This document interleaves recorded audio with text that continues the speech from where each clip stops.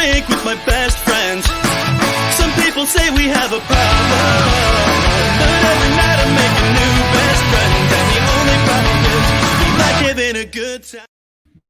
Hello, hello, hello. It is Thursday night. It is 8 p.m. You know what that means. You know the drill. What does it mean? What does it mean? It's another episode of Between Two Beards. I am JPJ. I am joined by my partner in crime, Pluggo. Hey. Man. Was that intro choppy for anyone else or just me? It was probably just you. My intro was fine. That was weird. Am I choppy? No, it was just like the Do I look as stunningly beautiful as I normally look and great normal pixels? My beard looks you damn great. Right you do. All right. But hey, baby, we got a big one tonight. The boss, the man himself, Spencer Love, joining us to talk LPW8, which is tomorrow night on this very Twitch channel. How the heck are you, JPJ, while we vamp until he gets himself pretty enough to join us on screen? Yeah. I mean, I'm doing all right. I'm doing all right, you know. Another good week of wrestling, another good week of, stuff. It's been a crazy week for me personally, like with the shoot job has been a little insane. I literally walked through my door less than 10 minutes ago. So I was just like, I love you. Hey, how you doing? Let's go live. I know. That's we didn't basically even what show prep. I didn't. No prep. No prep. I was like, I got to do this shit because other people don't know how to do their jobs.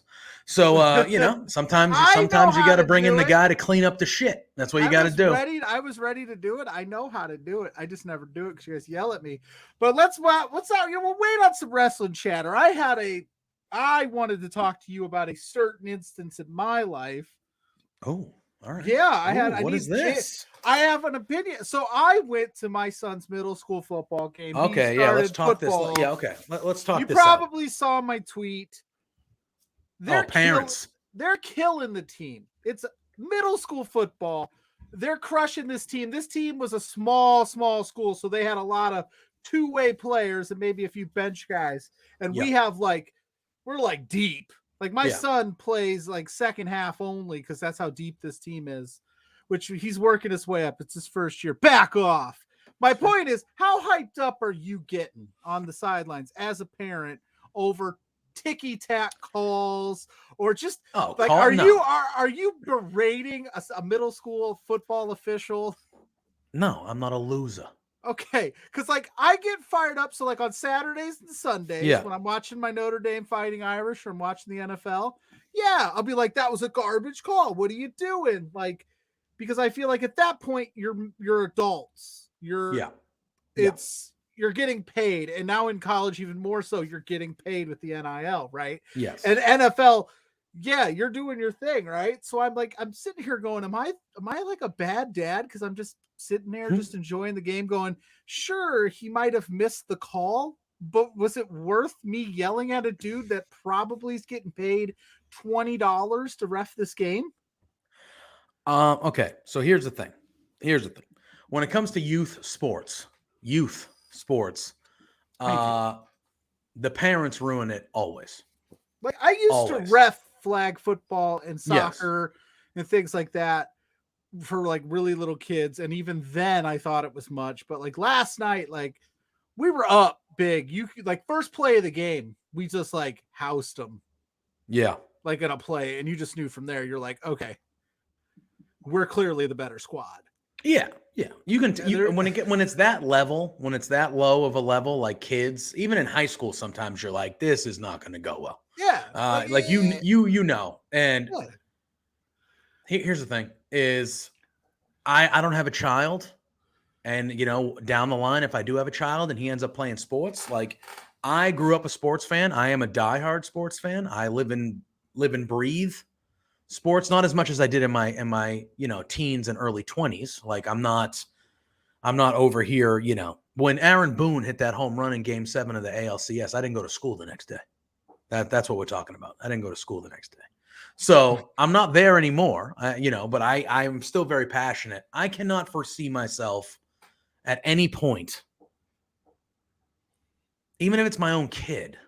Yeah. I can't foresee myself Yeah, like middle school. So what are we talking? We're talking like 6th grade, 7th grade. What are we talking? 5th, He's in 6th grade? 8th grade. This is 8th Okay, grade. so he's elementary. All right, yeah. So he's in 8th grade. Yeah, I just can't see. Why are you going to yell at an official? The official's just there for fun. Or just like, I mean, yeah. He's not. You know what I mean? Like, yeah, he's not. You know. Oh, shit. It's not like we're talking about fucking. It's just not like this isn't high school. This isn't college where there might be some stakes at things. Like, it's 8th grade football. So like, pipe down. The referee probably is in school himself, like just there helping out. Like he's like, what are you talking? He just got off work. He's like the math teacher. Yeah, he just got off work. You know what They I'm put on a saying? striped shirt and he's out there trying to have a football referee a middle school football game. Like, he don't need you screaming at him because he missed a holding call. Like, pipe down. First of all, if I was the ref, I just would have been throwing people out. I would have been like, get out of here. You're out. See you later. You're out. That's what I would have done. That's what I would have done. Yeah, like I was just sitting there last night. Like I was like, this is silly, right? Am I crazy? Should I be more mad? I mean, it wasn't the most egregious calls in the world. It didn't affect the outcome of the game here. Nobody lost. We were already up 20, and you're like, you should have called that shift. It's like, calm down. Shift. You know, like an illegal formation shift or something. Oh my like, God, they're in 8th grade. Right. There's just parents that are just like, there's like these alpha dads. And if any of those parents happen to catch between two beards tonight, hi, I'm Pluggo. You'll see me on the sidelines if you want to chat about it. But I thought your conduct was a little sus. Yeah, I mean, look at, and I said I used to umpire in-town baseball. And these kids were 9, 10, 11, and 12 years old. And it was the same shit. Somebody would get, like a 10-year-old would get a strike 3 call. Like, looking, sit down, you struck out. And like literally, like parents would be like screaming at the umpire. Yeah. Oh, yeah. That was a ball. It's like, bro, he's 9. Like, relax. Yeah. It's not a big deal. Like, sure, maybe some of these kids are gonna make it in this world. No. Yes, I'll tell you this right now. None of them are gonna make it. I understand. It's very rare. My son will make it's very rare. He's got promise, but I say, like, what I mean by that is, like, sure, you want to teach them the values of the game. You want to teach them to play the right way, but at some point, you draw the line at just berating officials, talking about how it's us versus them, the refs versus us when we're up 28-0. Anyway, he just disappeared. I was going to segue perfectly to that because why we are here tonight. We are here to talk. Well, there is a shit ton of fantastic wrestling that happened this week, and it's only Thursday. And if the boss is joining us, we all know that it's one of two reasons. Either one, he's going to yell at us about something that we did, and I'm sure that'll happen. Or two, that means that we're on the eve of an LPW show. Mm-hmm. So let's find out which one it is. The boss. Me. In the house. Hello. Good to see you. Yeah, I took off for a second. Gigi Ray actually just got here, and I haven't seen her since she got back from her vacation. So, my friend, in the kindest of ways, but you know how enthusiastically we like to greet people, so I'm going to say hi to a friend. So, hello. hello. Be honest, if it was you or Gigi Ray, I'd run over and say hi to Gigi Ray too. I would leave a stream because she rules. At the very least, like we've both got good taste. She is fantastic. How the hell are you, boss? Oh. We got Lou. Yeah, we got Lou in the house. Hey, hi, Lou. I'm good, man. I'm always really good on the eve of a show day. I'm really, really excited about this one. Ticket sales are going really well. The card that we've got is fantastic, even with sort of the accoutrements outstanding, for lack of a better way to put it. But like, this is really the first time in 5 months almost, that we've gotten to introduce new titles. There's a first time ever tournament happening. We've got first time ever matches, which, you know, nicely enough have sort of been a staple of us so far. But yeah, I'm psyched. I'm really excited as far as the tag title tournament goes. I'm really excited as far as our main event goes. Every freaking match we've got going on. And again, I'm repeating myself, guys. I'm psyched. I'm really, really psyched. How are you? You know, I'm feeling good. I'm feeling good. I'm feeling good. It was a late. I'm usually prepared. We have an hour or so of pre-talk and like, oh, this is what we're doing, whatever. I literally walked in my apartment from work at 7:56. So I am Nice. I'm just coming, like, I haven't even decompressed from the shoot job, you know what I mean? And I'm just like, all right, I'm right in it. But, we're talking about LPW. However, Yes. I want to talk about, there was an event that happened Yes. outdoors. It already happened. We've seen some videos on our social medias and stuff like that. So before we dive into the big event, and it is a big event that we're going to dive into that's happening tomorrow night, tell me a little bit about how that all came about. Where you kind of did some work with the Crusaders. We had an outdoor venue there. So tell me how that came about, because that looked like it was pretty cool. That looked like it was pretty cool to be a part of. It was a blast, man. Yeah. So that was the first show we've ever actually done, like myself, outside of the rec room, which was pretty cool to get the opportunity to do in and of itself. But like working for the crew for the last few years, being involved in junior hockey for the last few years, it's obviously been tough on everybody. With COVID and all of that sort of stuff, notwithstanding. And for me specifically, like a lot of it was, we don't have any fans. We were very lucky to continue running as far as the hockey league went, but like we weren't able to have fans in the building. When we did, it was very limited and yada, yada, yada. So like this year we sort of made the conscious effort of like, well, even more than we have in ways past, let's blow it out of the water. Let's treat this as like an expansion year where you really have to go over and above and beyond to be drawing people in. And there are a lot of comparisons with wrestling there. So we sort of figured one of the first things that we wanted to do, because obviously the opportunity came from Love Pro Wrestling and the crossover that I've got with that. And we said, let's run a show, try and bring some people in, because I know you guys can speak from experience, but like professional wrestling, if you've never seen it before, if you're a huge fan, whatever in between, whatever you may be, you're going to like stop what you're doing and watch for a couple of seconds or minutes or whatever it might be. So that was our job, is go out in the great outdoors, hold a wrestling show in front of the Randy Rosen rink in Sherwood Park, and go out and put on a wrestling show. So we did. Oh, hold on 2 seconds. Getting out of here? Oh, of course. I'll see you later. Sounds good. Love you, friend. Whose hand are you shaking?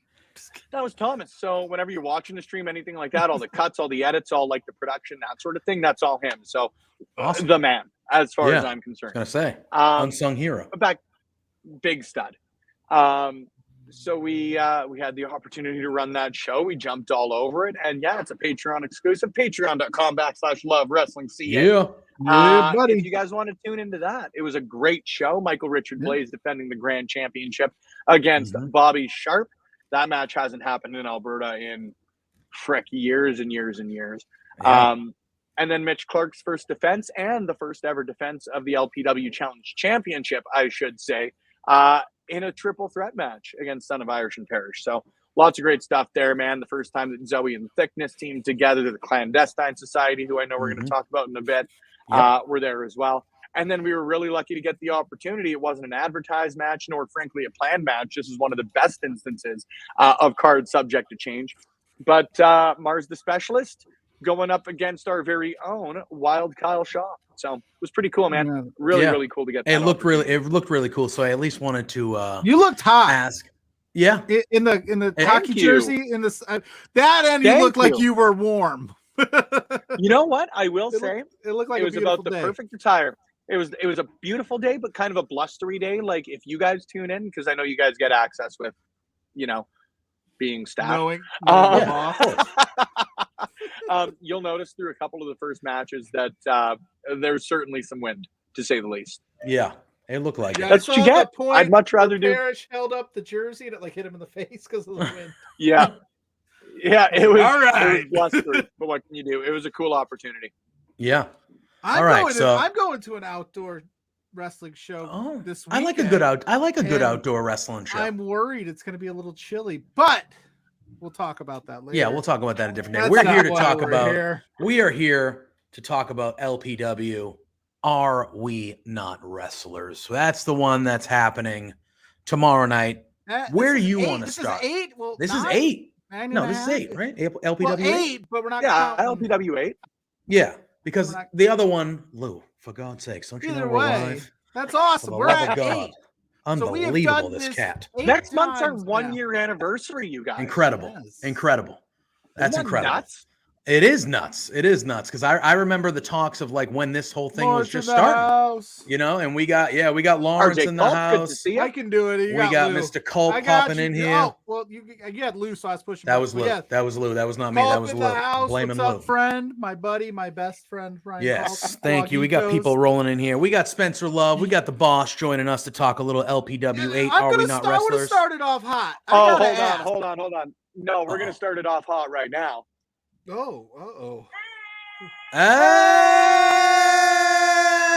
Yeah, that's our girl. That's our girl. Tam, that's our girl. That's our girl.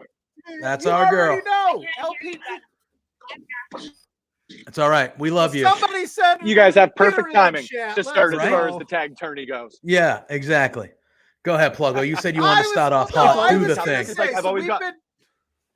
We've been doing this for eight shows now. You and us talking LPW, and this is the first, in my opinion, where there was some real like heat at the end. Where it was like there was the brawl at the end. You had the Mitch Clark stuff. Hi, Mitch. How are you? With TFA, like, how do you? Don't tempt him, man. Hey, Ultraviolet Mitch Clark and I are cool. I think. I mean, I hope he did the interview.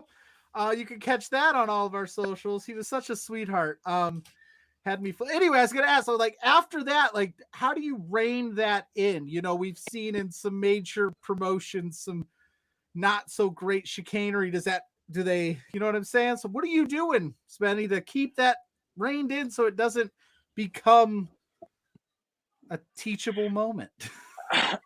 So that it should become a teachable moment. Number one, man, it was weird. Like I really don't have another way to put it as far as it goes, because not only like, and tear the curtain back a little bit, but like both Pride and MRB I've known for a few years, and they're guys that I consider not just personal friends, but like had always known those two as friends as well too, right?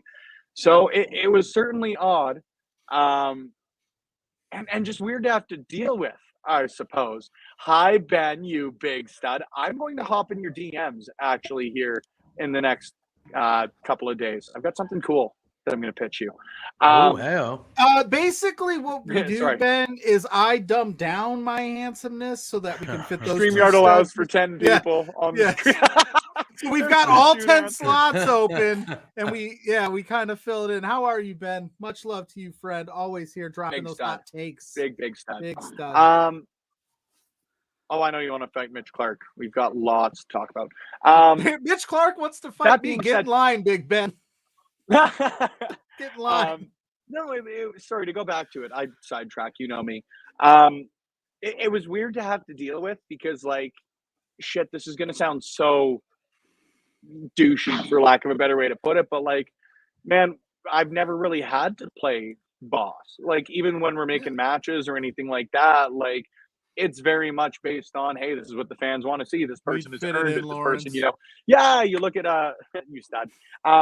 You look at like even number one contenders matches or anything like that. Like, there's never really been an instance where Boss Spencer, shit, again, terrible way to put it, has ever had to get in. So like people brawling after a show, people like doing all that sort of stuff is just. I said it in the interview we did, but it's unacceptable. You just can't do it, and it was weird to have to do. In a situation with two people that are longtime friends, both of myself and then what I had always assumed was between each other. But like whether that's gone or not, you saw the promo Pride cut today. I don't know. I really don't know what we're in store for. I know it's going to be a hell of a professional wrestling match in the kindest of ways, because I love me a good ass kicking one-upmanship contest. But like I hope that those guys go out and just tear the roof off the place like I know they both can do and have done before, you know? This is one of those matches that you have to announce before the match starts. Hey, if the wrestlers are coming your way, move. That is a standing rule here at the Rec Room. Like, I mean, you guys have seen the venue, right? It's a very unique venue in the way that not only you can get out there in the crowd and not really ruin a night, for lack of a better way to put it, unless somebody's being completely reckless. Like, people are at tables, people are in chairs in the front row, and you have to really do something stupid to ruin that. But as long as the wrestlers know, get out of the way, or or get out of the way, attendance. you're good to go. All right, JPJ, I know you're chomping at the bit, brother. Give him one. Well, I mean, we got, and Spencer, you mentioned it at the top. I mean, we got some new belts. We got a They're tournament. championships, pal. Yeah. Yeah. I'm sorry. Yeah. I'm sorry. Hold up your pants. Sorry. They're titles. They're championships. But yes, we have some new championships that are, there's going to be a tournament tomorrow night. Yep. And I'm excited about that. I love me some tag team wrestling. I love me some good tag team wrestling. And this has 8 really good tag teams in this tournament. Talk to me about the decision to, obviously, we, like you said, next month is our 1 year. So, we're still, newer. We're still in our infancy as a company, for sure. Absolutely, and still growing and just doing great things. So talk to me about, like, when the thought of tag team championships crossed your mind, how it was getting them together, designing them. They look dope as hell. They look original and just very, very pretty and cool and just dope. Yeah. Kind of talk to me about how this all came to fruition and how, like, the tournament came about, and just talk to us about the teams that are in this tournament, because there are 8 really, really solid tag teams that are going for these new belts here. I'm sorry, titles. My bad. Thank you.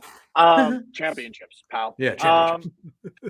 I think tag titles, like, as dumb as it sounds, they were the logical next step for us when it came down to it. I mean, I'm selfishly a big fan of tag team wrestling myself, JPJ, but, like, when you look at the teams we've got and the teams that have come through and the teams that we want to have here eventually, I like to think that a tag team championship won in a Love Pro Wrestling ring will have some prestige and is something that people would like. I think we've done a great job of building our reputation as a promotion. I think that when you look at what our challenge champions thus far have done and what our grand champion thus far has done, whether it be for us or throughout other promotions in Canada, the United States, wherever it may be, like, if you're a champion in Love Pro Wrestling, you're not just some schlub, You're someone who's gone against the best of the best. You've proven yourself to be one of the best of the best, and therefore have earned the right to be a champion here. So now that we've got a bunch of tag teams that have done a great job for us, again, whether they're part of this tournament or not, it is the logical next step. It really was. So we started planning these. It must have been about 4 or 5 months ago. Right around after awarding the grand championship, with no set timeline in place. Lovingly designed, and we shouted him out last show, but, like, lovingly designed by Zach Ralph. Big stud as far as design goes. Zach, excuse me, Zark. Thank you. Put some respect on his name. The Schlub Championship. Yeah, Lawrence is calling to be the first ever Schlub champion. Was that like a conscious decision to make sure you had it done and ready for the show, and not a Cody Rhodes situation where you come out with like a half? Nope. To be honest with you, no, because I think that we're firm believers in doing things right, not on any sort of set need for timeline. I like to think that people would still want to be a part of this tag team championship tournament, especially as we continue to build our reputation as a promotion. But, like, the people that we were able to have as a part of this, the opportunity to have the tag team title tournament, because, again, the titles look great. They're made great. They were designed great. We're very, very proud of them. You might as well just, like, for lack of a more couth statement for it, like, shit or get off the pot. If you've got tag team titles you're incredibly proud of, get them out there. Have some representation behind your brand with people that the 16, I suppose, that we've got involved, whether any of them win, I'm very proud of the teams we've got in this. Any of them would represent us beautifully. So, fate, kismet, whatever you want to call it, JPJ. We got a tag team tournament coming up that I'm very excited about. And this is his first round action at LPW8. Yeah, I got my predictions. Yeah. I'm going to drop them tomorrow. I predicted the whole tournament already. I already know who I want to win. You already got me playing my cards here. which fair though. Speaking of which, while we've got everyone in the chat, I just gifted out a sub, and Affiliate Payne won the random sub that I gifted out. Hey! That is the only way you can be in the chat tomorrow night at 8 p.m. right here. No, is it 9 p.m.? I apologize. The Canadian 9 p.m. Eastern. Yeah, 9 p.m. Eastern. I know, okay, Eastern. Yes, time zones. I was like, 9 p.m. Eastern right here on this Twitch channel, LPW8. featuring this man down here, Spencer Love. You could watch it for free, but if you want to be in the chat with the likes of me and JPJ, you got to be a subscriber. So think about hitting that subscribe button or gifting a sub to one of your friends so they can all watch it, because it'll be a good time. So let's just get it out of the way real quick. How cool was Monday night? Edmonton, Alberta, Miss Force.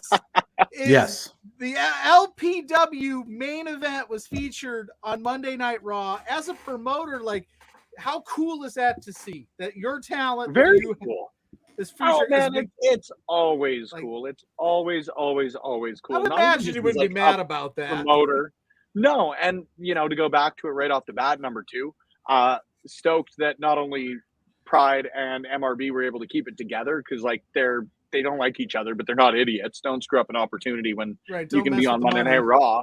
Yeah, but Stephen Crow and Bobby Stephen Crow was on there too. Yeah.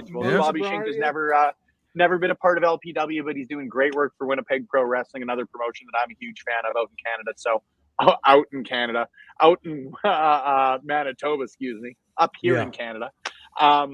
Winnipeg Pro's doing great. So stoked to see Bobby Shink on there too. But man, anytime you've got somebody that you know or have done an interview with or anything in between, it's always cool. Always cool. Yeah, I popped myself and I was like, oh, look at them. I was like, there they are. Because I just interviewed MRB, which you can see on the LPW show on Patreon. I think it's on YouTube by now, but Patreon, you can get early access. But it's just cool. It was cool. I was like, hey, I know that guy. I know that guy. Like I've Big Ben, who was in the chat, he was on a SmackDown a little while ago getting armbarred by Ronda Rousey. It's cool when you see people that you know or you've interviewed or things like that you just said, and you see them and you're like, dude, that's dope. Like that was like, oh, that's like our LPW representation, like right in the front. It was very cool. It was very cool. Good people getting good opportunities. I will always celebrate. Yeah, absolutely. And before we dive back into the LPW 8, what was besides that? What was your favorite part about being at Raw on Monday? What was the thing that stuck out to you the most? Candice LeRae. Yeah, that had to be dope. And the rest of the show was great. Don't get me wrong. It was a good Raw. It was a good Raw. Man, Candice LeRae is out of nowhere. I was nobody psyched. expected and it was another very cool situation like she had with her husband, like coming out of commercial, no real rumors, no real fanfare, and like I see the best of both worlds with it. Like I have certainly been encouraged to tune into a show because of spoilers, because like the Tony Schiavone line of like, that'll put butts in seats. Sometimes they do put butts in seats. But it's also really cool when like you don't hear anything, there aren't any rumors, and you get someone like, especially for me, I love me a Candice LeRae. I was a big fan of when she won the PWG Tag Team Championships all by herself. All by herself. No tag team partner to speak of. Huge fan. Love me some Candice. That was a great night. Really great night. That was very cool. Mo Jabari. I was gonna say, Mo Jabari was there. Yeah, he was on it too. Oh, I mean, it was just Wordsmith saying Jordan, the producer, was on there against Omos. Yeah, I always feel bad. It's one of those things where like when you don't know everybody, you feel bad when you start naming people. I didn't recognize a few of the people, obviously, but that happened. Sorry. Yeah, because we didn't really get a chance to dive into it on Tuesday during Reacts that I did with you for NXT, because it was an NXT show, but like they were very wrestling heavy. Yeah, we religiously talked about NXT on Tuesday. Check that out. That was so much fun that I almost want to be the NXT guy now. But we digress. But I just thought it was like they gave you guys in Edmonton like a very wrestling heavy, good wrestling at that too, Monday Night Raw, which I thought was fantastic. Yeah. But that's not, that isn't why we're here, but we can talk about it. But I got a match sitting right here that's standing out to me that I've super intrigued about, and I don't think enough people are talking about it. Travis Williams versus Son of Irish. Oh boy. What was your mindset going? I want to put these two together because they both have shown out in LPW they wanted it. rings. They wanted this match. Okay. Oh yeah, man. So I know Son of Irish has been trying to prove himself and move up that ladder, and maybe Travis Williams has got a few more opportunities than Son of Irish. So that's interesting that they both wanted it. I love it. Well, as cliche as this might sound, man, but like great wrestlers want to wrestle other great wrestlers, and like you said, man, there may be a little bit of a difference in the win-loss records. I don't think for a lack of opportunities. When you're a guy like Travis Williams and you come in for your not just debut for LPW, but your debut in Edmonton, your debut in Alberta, and you take the best of the best. He's the LPW grand champion, and you take him to a 30-minute draw in your first match here. Yeah. You've earned your opportunity. And, there's a lot of times that wins and losses when it comes down to talent like we've got here with LPW, those do matter. So you look at him, you look at Randy, you look at MRB, all three of those guys earned the opportunity for the grand championship match. That being said, Son of Irish goes out there every single show, and despite he quite literally hasn't won for us at all this year. Yeah. It's almost been a year since he picked up a W for LPW. It's just he's somebody that I know you guys have watched. I know you guys have paid a little bit of attention to, and he's a guy that, in spite of that win-loss record, he's someone that the fans love. He wants to earn his opportunities, and he wants to earn those opportunities by going against the best of the best, right? Whether it's in that four-way last month with a guy like Pride, with a guy like Sean, and of course Travis himself, whether that's against an Andy Anderson, whether that's against Parrish, whether that's against anybody. He knows where his win-loss record stands, and he knows that because of that, he's going to need to challenge the best of the best if he wants to prove, not that he deserves to be here, because that guy will always be here as long as he wants to be, but to prove that he wants to earn the opportunities to challenge for a grand championship, to challenge for a tag team championship, to challenge for a challenge championship. I was trying to avoid that run-on sentence. It's tough to say. But Son of Irish wants to go against the best of the best to prove he's the best of the best. And I think that Travis has indisputably proven he's one of the best of the best we've got, not just here, not just in NEW, in 365, and wherever he's wrestling. He's one of the best in Canada. Number 403 on the PWI this year, guys. I know. Good stuff. And people talk, in the 20s, there were 500 good wrestlers. In Canada, there are 500 good wrestlers right now, right? So to showcase that, why wouldn't you aim for the top? I'm very excited for this match. You saw what they could do when they're not limited, but it was very rare that they got one-on-one interactions at the last show. So they're going to go out there. They're going to tear it up. They are 23 and 18 years old, respectively. Yeah, I was going to say they are. Go out there and prove it against the best of the best in this country, in this province, in this friggin' continent. I'm so excited. I was going to say both those gentlemen are very young and are indeed the future of professional wrestling for sure in Canada and all over the world. Oh, I see what you did there. You see? Do you see what I did? You see what I did? It's almost like I'm maybe good at this. Smidge. We're all right here. Yeah, we're okay. We've got performance reviews next week. Oh, shit. All right. Well, you can go first. You can go first, and if you want to be part of breaking the news to Pluggo, I figure I should let you. Oh, sorry. He's here. Never mind. Well, you mentioned her at the top. For the debut of Unpluggoed. between one beard. Shoot hard between one beard, yeah. Or I'll just call the show Beard. I'll just call the show Beard. Welcome to Beard. Is it cool? You mentioned her at the top that she just showed up beforehand. But Gigi Ray, Nicole Matthews. Oh, fantastic. Oh, man. Fantastic. Yeah, I had the opportunity fantastic to stuff. Gigi Ray. Yes. She is a wonderful human being. Yeah. Oh, I know you did, Pluggo. Don't worry. Oh yeah. You remember the fireworks stint that you pulled that got us in trouble. I love that. But talk to me a little bit. Yeah, I know. What else is there to say? Yeah. I've said it a couple of times on shows past, man, but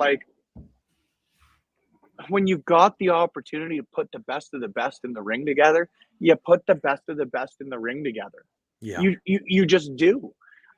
There's no debating that Nicole Matthews is one of, if not the standard bearers in this country for the past 10, 15 years. Gigi Ray is, it's hard to argue again that she's not one of the biggest exports to come out of this country so far. Really, she's on her way. You look at and after the main event last month, after what Nicole's been able to do for us since our inception, man, you've just got to put great wrestlers together sometimes and see what happens. I could not be more excited. I could not be more privileged or feel more privileged that this match is happening for us for the first time. Just two great professional wrestlers, great great in their own ways, I guess is the best way to put it. You know, you saw what Gigi could do last month. She's not obviously a bad technical wrestler, but you look at what she's able to do with like her aerial attack, for lack of a better way to put it, man. Like, I hate the phrase high flyer. I try and avoid those cliches. But man, she's so damn good. And then Nicole Matthews, like in the same way, is an incredible technical wrestler. Neither is lacking anywhere, but you see where their specialties lie. And I am so excited for that sort of crossover in styles to happen, because they're the best of the best. They really, really are. I'm incredibly proud that that match gets to happen for us for the first time. And Gigi made her debut in an LPW ring last month, and she came up slightly short against Zoe Sager. There was some obstacles, we'll say. So I know that she's chicanery. She's focused and she's ready. And she, like I said, I talked to her for the LPW show, which you can find on all of our social media channels. And she mentioned it. She said she's willing to do whatever it takes. Nicole's a technical wrestler. She's ready to show her technical side if need be. And I know that she's fired up. And she had that crowd. Like, that was what stood out to me a lot. Oh, man. Like, she has that crowd. We're real close to a sellout again. Her. It's so cool to see that, like, people show up, show out for us every single time. At this point, we're on track for our third straight sellout. Hopefully, knock on wood, guys, because I saw what you did to my bottom line this month, Pluggo, and we need to sell out this month. I was if you want this performance review to go any differently. I was just going to say, Ben, you're right. He has done a wonderful job of keeping us employed. He should be proud of his Thursday night flagship program. Oh, fuck off. Wow. Tell us how you really feel. I can't even take that away from you. Well done, Pluggo. No, I'm incredibly proud. No, you should be. It's gonna be cool as hell. We're well past the point of like you introducing us to a new scene. We've done that before many a times. It's become a point of viewing for me every month. Like and now it's even become like, oh, I see a Travis Williams or I see a Gigi Ray wrestling somewhere else. Like I want to watch that now too. These people, it's like so cool to see like these people that we watch every month go, I know them. I love them. They're doing an awesome job for us here at Love Wrestling. That is so cool for me. It really is. Excuse me, because I've got to. Here, we'll just put that up really quick. Yeah, that did escalate quickly. I feel like, can you believe the treatment we get here? No, it's incredibly cool for me because that was one of the biggest goals that we had with Love Pro Wrestling. I think that not from a lack of talent, not from a lack of effort. Ben, we love you. Much love. Love you, homie. Not from a lack of talent, not from a lack of opportunity, not from a lack of promotions, but from the opportunity, I think, to do more, to highlight the wrestlers we've got here. That was one of the biggest things we wanted to do, is not just put on a great professional wrestling show, but have those great professional wrestling shows get out to the world. There's so many, not just great professional wrestlers, but so many great human beings in this province, so many hungry human beings in this province, and so many people that, like, you hate the phrase deserve, because everybody we like to think deserves great things, right? But like, there are so many people up here that I personally feel do deserve more and do deserve to be signed already and do deserve to be, you know, whether or not that AEW is wrestling in California, Timbuktu, Toronto, wherever it may be, that I personally feel should be getting opportunities to hop on TV or hop on IWTV streams or go and wrestle across North America, not just across Alberta. And the fact that even you guys are noticing that, like, these are talented people, you're starting to notice them pop up elsewhere, like, that's huge. That's so huge, because, you know, I don't need to sell you on the reputation Alberta's got as far as Stampede, as far as promotions we've had here, the PWA. But it's cool that we're now getting, I guess, a new generation or a new sort of influx of talent from this province starting to get noticed internationally. That's amazing. Right. It's really it's real cool. It's real cool. And to touch on that point where you said that you're highlighting the wrestlers, and I'm not throwing shade at anybody. I know independent wrestling promotions have a tough time, but you see the same, like, they cut the promo on a Friday, the wrestling's on a Saturday, and then you don't hear from it again until their next show, right? You've strategically and almost by blatant design that, no, in between our shows, like, here's interviews with all of our talents promoting the show. It's not just a catch that promotion the night before and then boom, which I welcome and I love. I mean, obviously I'm a part of them, but even if I wasn't, it's a nice change of pace. I truly enjoy it. I'm trying to get those performance review bonus points. I really truly believe this. You know, anything that I just said about Alberta, I could say about BC, I could say about Ontario, I could say about any province or territory in this country. And I'm sure you can say about any state down south, right? Like, there are incredible professional wrestlers everywhere. I don't want to discount that by any means, but if you want to go out there and you want to try and differentiate yourself, you know, I'm confident in the pro wrestling we put out, but I'm sure you could Google, you know, Texas wrestling. I'm sure you could Google Ohio wrestling or wherever it may be and find great wrestling. So what are you going to do to just differentiate yourself, I guess? You've got to try and do, because that's how you get noticed on shit. Yeah, it's true. It's true. I would say, you said next month is the 1 year.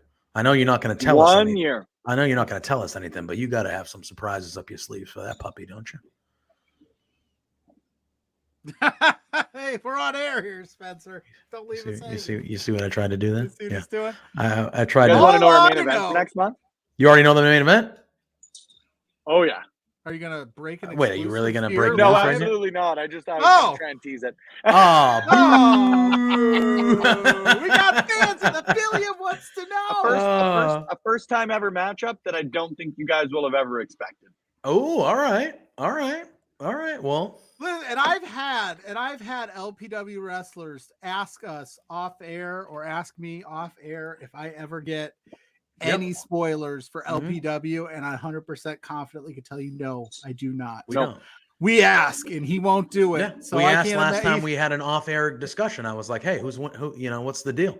And Spencer was like, I'm not going to tell you." I'm like, "I know you're not going to tell me, but I'm still going to ask." I can't. And I know, and I agree. Honestly, so many times I want to tell people, but I know. Yeah. Who are we going to tell? You just see, that's the thing. Telephone telewrestler. That's what they call it. Yeah.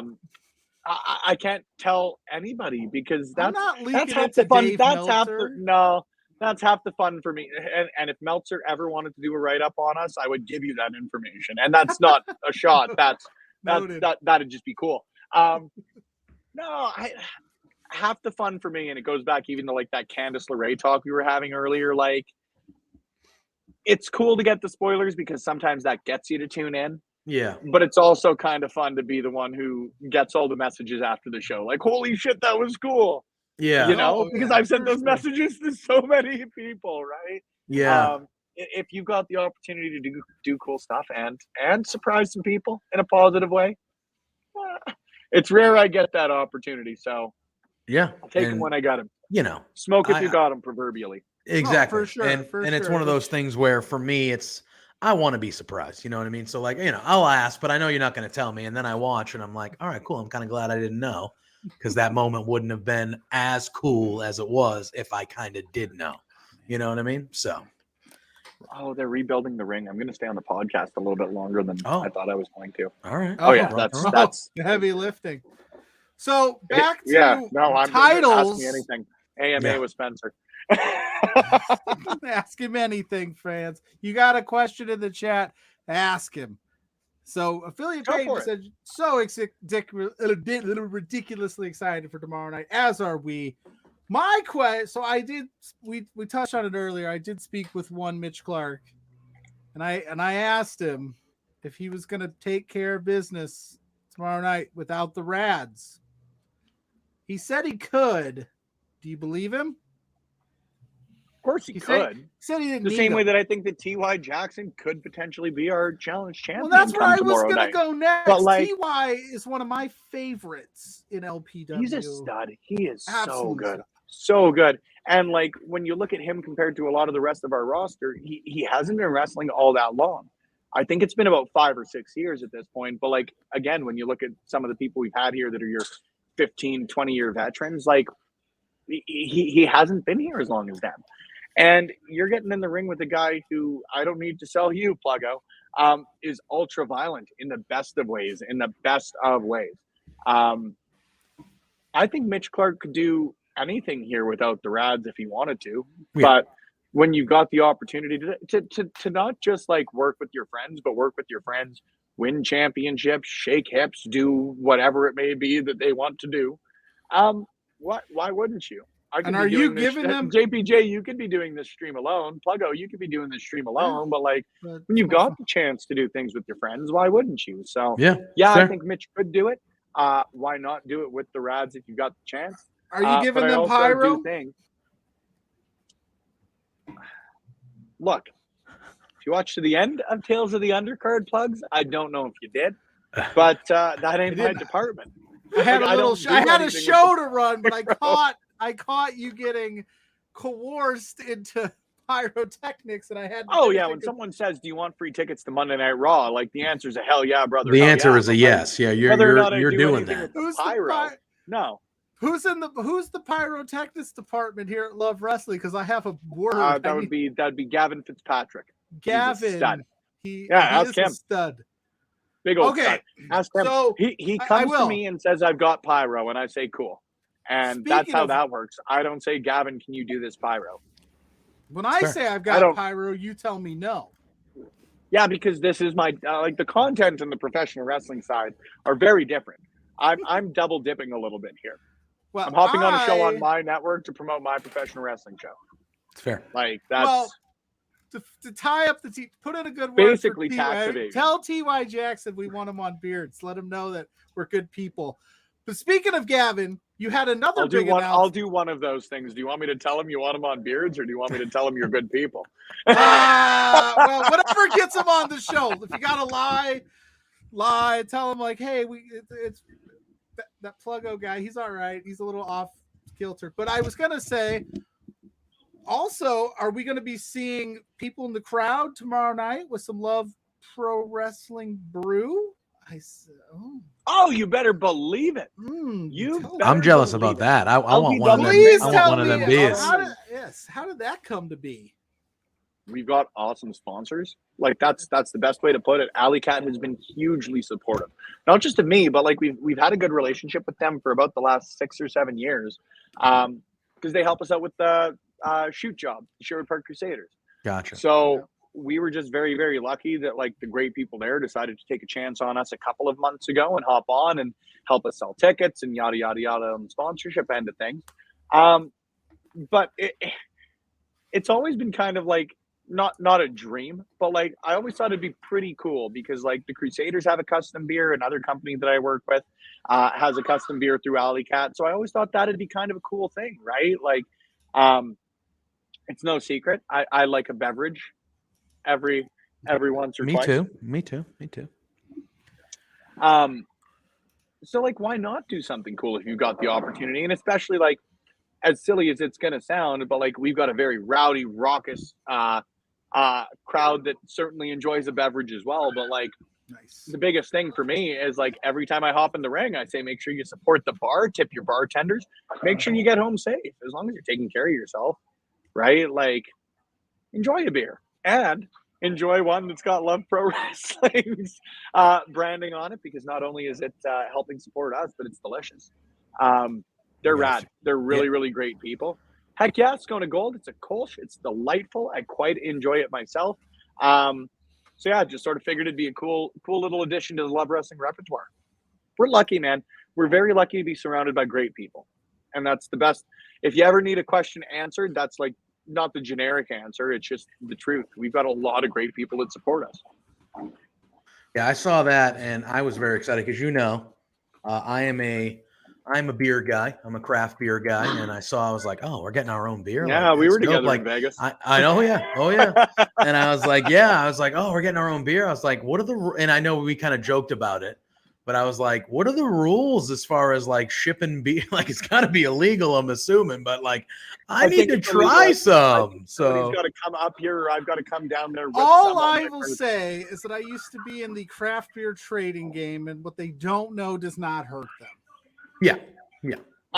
I'm sure there are ways, but we are on the air, and I am not going to talk about illegal acts when we are on the air, my friend. I think the statute of limitations is on that has ran its course, because I've been most notably sober for quite some time now. Yes, so and I'm proud of you for that. I just like cool shit. Like I've got the Austin Broken Skull IPA just because I wanted one for my shelf, like an LPW. Love wrestling. Yeah, you got to put an LPW one on right on the other side of it. Yeah, so, would be a great Well, addition. if we find a way to get it down there, I found out today that actually WrestleCore, who I'm sure you guys are familiar with, of course, MRB Infinity Champion for them as well too. They've got a custom beer. So if you've got the chance to, make sure you're tuning in and supporting WrestleCore as well, because Cobra Kai does such an excellent job out there. Lots of people I know and love, and lots of people I found out about because of WrestleCore as well too. So shout out to one of my favorite promotions in Canada. That's awesome. That's awesome. One match I wanted to talk about is Sean Moore and Reed Matthews. Oh man. I think this look, there's a lot of great matches. I think this is like the under the radar match because there's so many other big matches, but I feel like this match could, like, honestly be one of the show stealers of the show. I like both these gentlemen. I'm a big fan of Sean Moore. I like both these gentlemen though. And Reed Matthews, I know Pluggo loves his nickname, one of the best nicknames. The thickness, because we thick in the beer. It fits our style, baby. We love him. We love them all. That was almost the name of the show before we decided. That's another guy we got to get on thickness. Here. But no, great nickname. Both great wrestlers. I'm excited for this match. And I don't think it's getting lost in the shuffle, but there are so many other big matches that I do feel like it's kind of under the radar a little bit. And that's what I feel like I ask you every month, like, hey, what's the under the radar match you think is, because that's the, those are the matches that I feel like in my wrestling fandom. And when I go to shows, it's always the matches you're not expecting that wow you, that are like, leave the lasting impression. Like, holy crap, man. Like, I agree. Yeah, I agree. And I think like timing is everything. And it's just, how we sort of work with our social media and yada, yada, freaking yada. Like, we don't announce our entire card right off the bat. You got to build to everything. And you've got to get some stuff out of the way earlier because obviously you saw what happened with Pride and MRB. Pride's the number one contender. Like, how do you not just get that match announced, get that yada, yada. So with the timing of it, like they were the last match we announced, and that was even still a week and a half ago. So like, just with sort of the timing of stuff, I get it. But at the same time, man, like you said, I do think that, number one, it's always kind of nice to fly under the radar, whether you're looking at wrestling, whether you're looking at hockey, baseball, whatever it might be. It's nice not to be the favorite sometimes or the most talked about sometimes. But that being said, man, they are so damn good. I don't need to sell you on how freaking hard-hitting this match is going to be. Sean Moore, man, like, he still scares, and I mean this in the kindest way because he's a wonderful human being. That guy scares the shit out of me. Whenever he comes into the ring, he is one of the most intense individuals you will ever meet.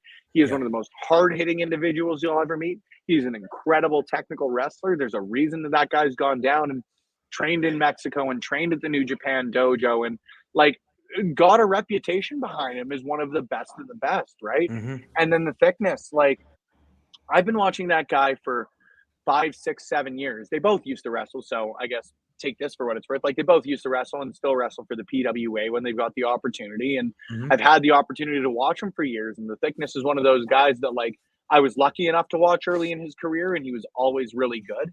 But the growth that guy's had over the last 4, 5, 6 years is unbelievable. He is incredibly tough. He is incredibly tenacious. Some of the most, not in a bad way, but some of the most, like, ruthless shit I have ever seen done in a ring has been done by the thickness Reed Matthews.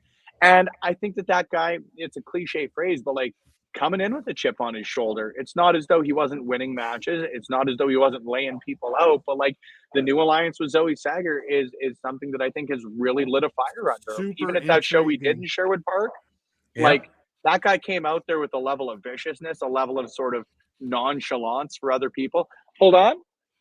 Some handsome individuals coming in. Oh, hello. They can't hear you. It's my headphones in. Oh, that's the grand champion right there. In the between 4 beards and a baby face. 4 beards and a baby face. That could be Hugh Jackson's or Hugh Grant's next movie. Hugh Jackson's Hugh Jackman's next one. Yeah, we're gonna need you to grow a you want to start talking about that, but anyway. No, I can't. I can't grow a beard. That's why I never have. Didn't stop tearing. That's all I'm gonna say. I'm not painting my face. Yeah, Reed's incredibly tough, and Yeah. I am excited for these guys to go out there and, in very different ways, they're guys who can make you feel some pain. You know what I mean? So they're going to go out there, and I would only have to assume, but it's one of the reasons we wanted the matches to happen, to be honest with you, is they're going to go out there with some motivation to go and hurt each other and go out there and prove themselves. Not that they haven't before, but against a very like-minded opponent, I suppose. It's two hungry professional wrestlers that want to make a mark, and I think Yeah, man. And we've seen that with like Walter and Gunther. I was just gonna say, WWE, I was just gonna say, Walter Shame, like that type of brutality. Like, hey, we know why we're here. We're here to beat the shit out of each other, and that's what we're gonna do. And that's my favorite type of wrestling. That's why I'm excited about this match. And I both. I love you get two people who want to go in there and beat the hell out of each other. Like Joe Kobashi is my favorite match, man. Like, you want to get two people in there for an ass kicking contest? Correct. Sign me up. Any day of the week. I bet you guys will see on the stream tomorrow me sitting on my like cliche spot on the stairs, watching the match. Guarantee it. Yeah, I'm very, very excited for that one. So I wanted to make sure we always plugs, always. Yeah. Oh, there you go. Ophelia saying that Spirit of Halloween is now open, so you can go grab a beer. You can go grab a beer. There's more. There's currently probably more Spirit of Halloween shops than there are Dollar Generals. Probably. It is that season. But they'll be gone in a month. So I know. Unbelievable. I mean, it is quite the card that we are looking at tomorrow. It should be a really, really good night of professional wrestling, as all LPW shows are.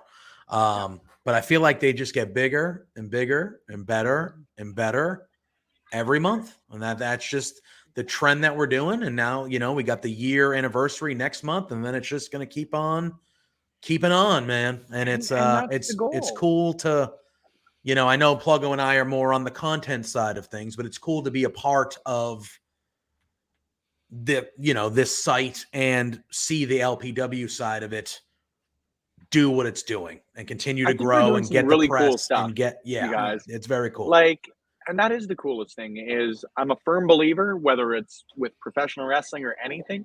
Once you stagnate, once you get satisfied with where you're at, once you're not trying to strive to improve, you're only going to get worse. So for me, I'm incredibly proud of what we've done.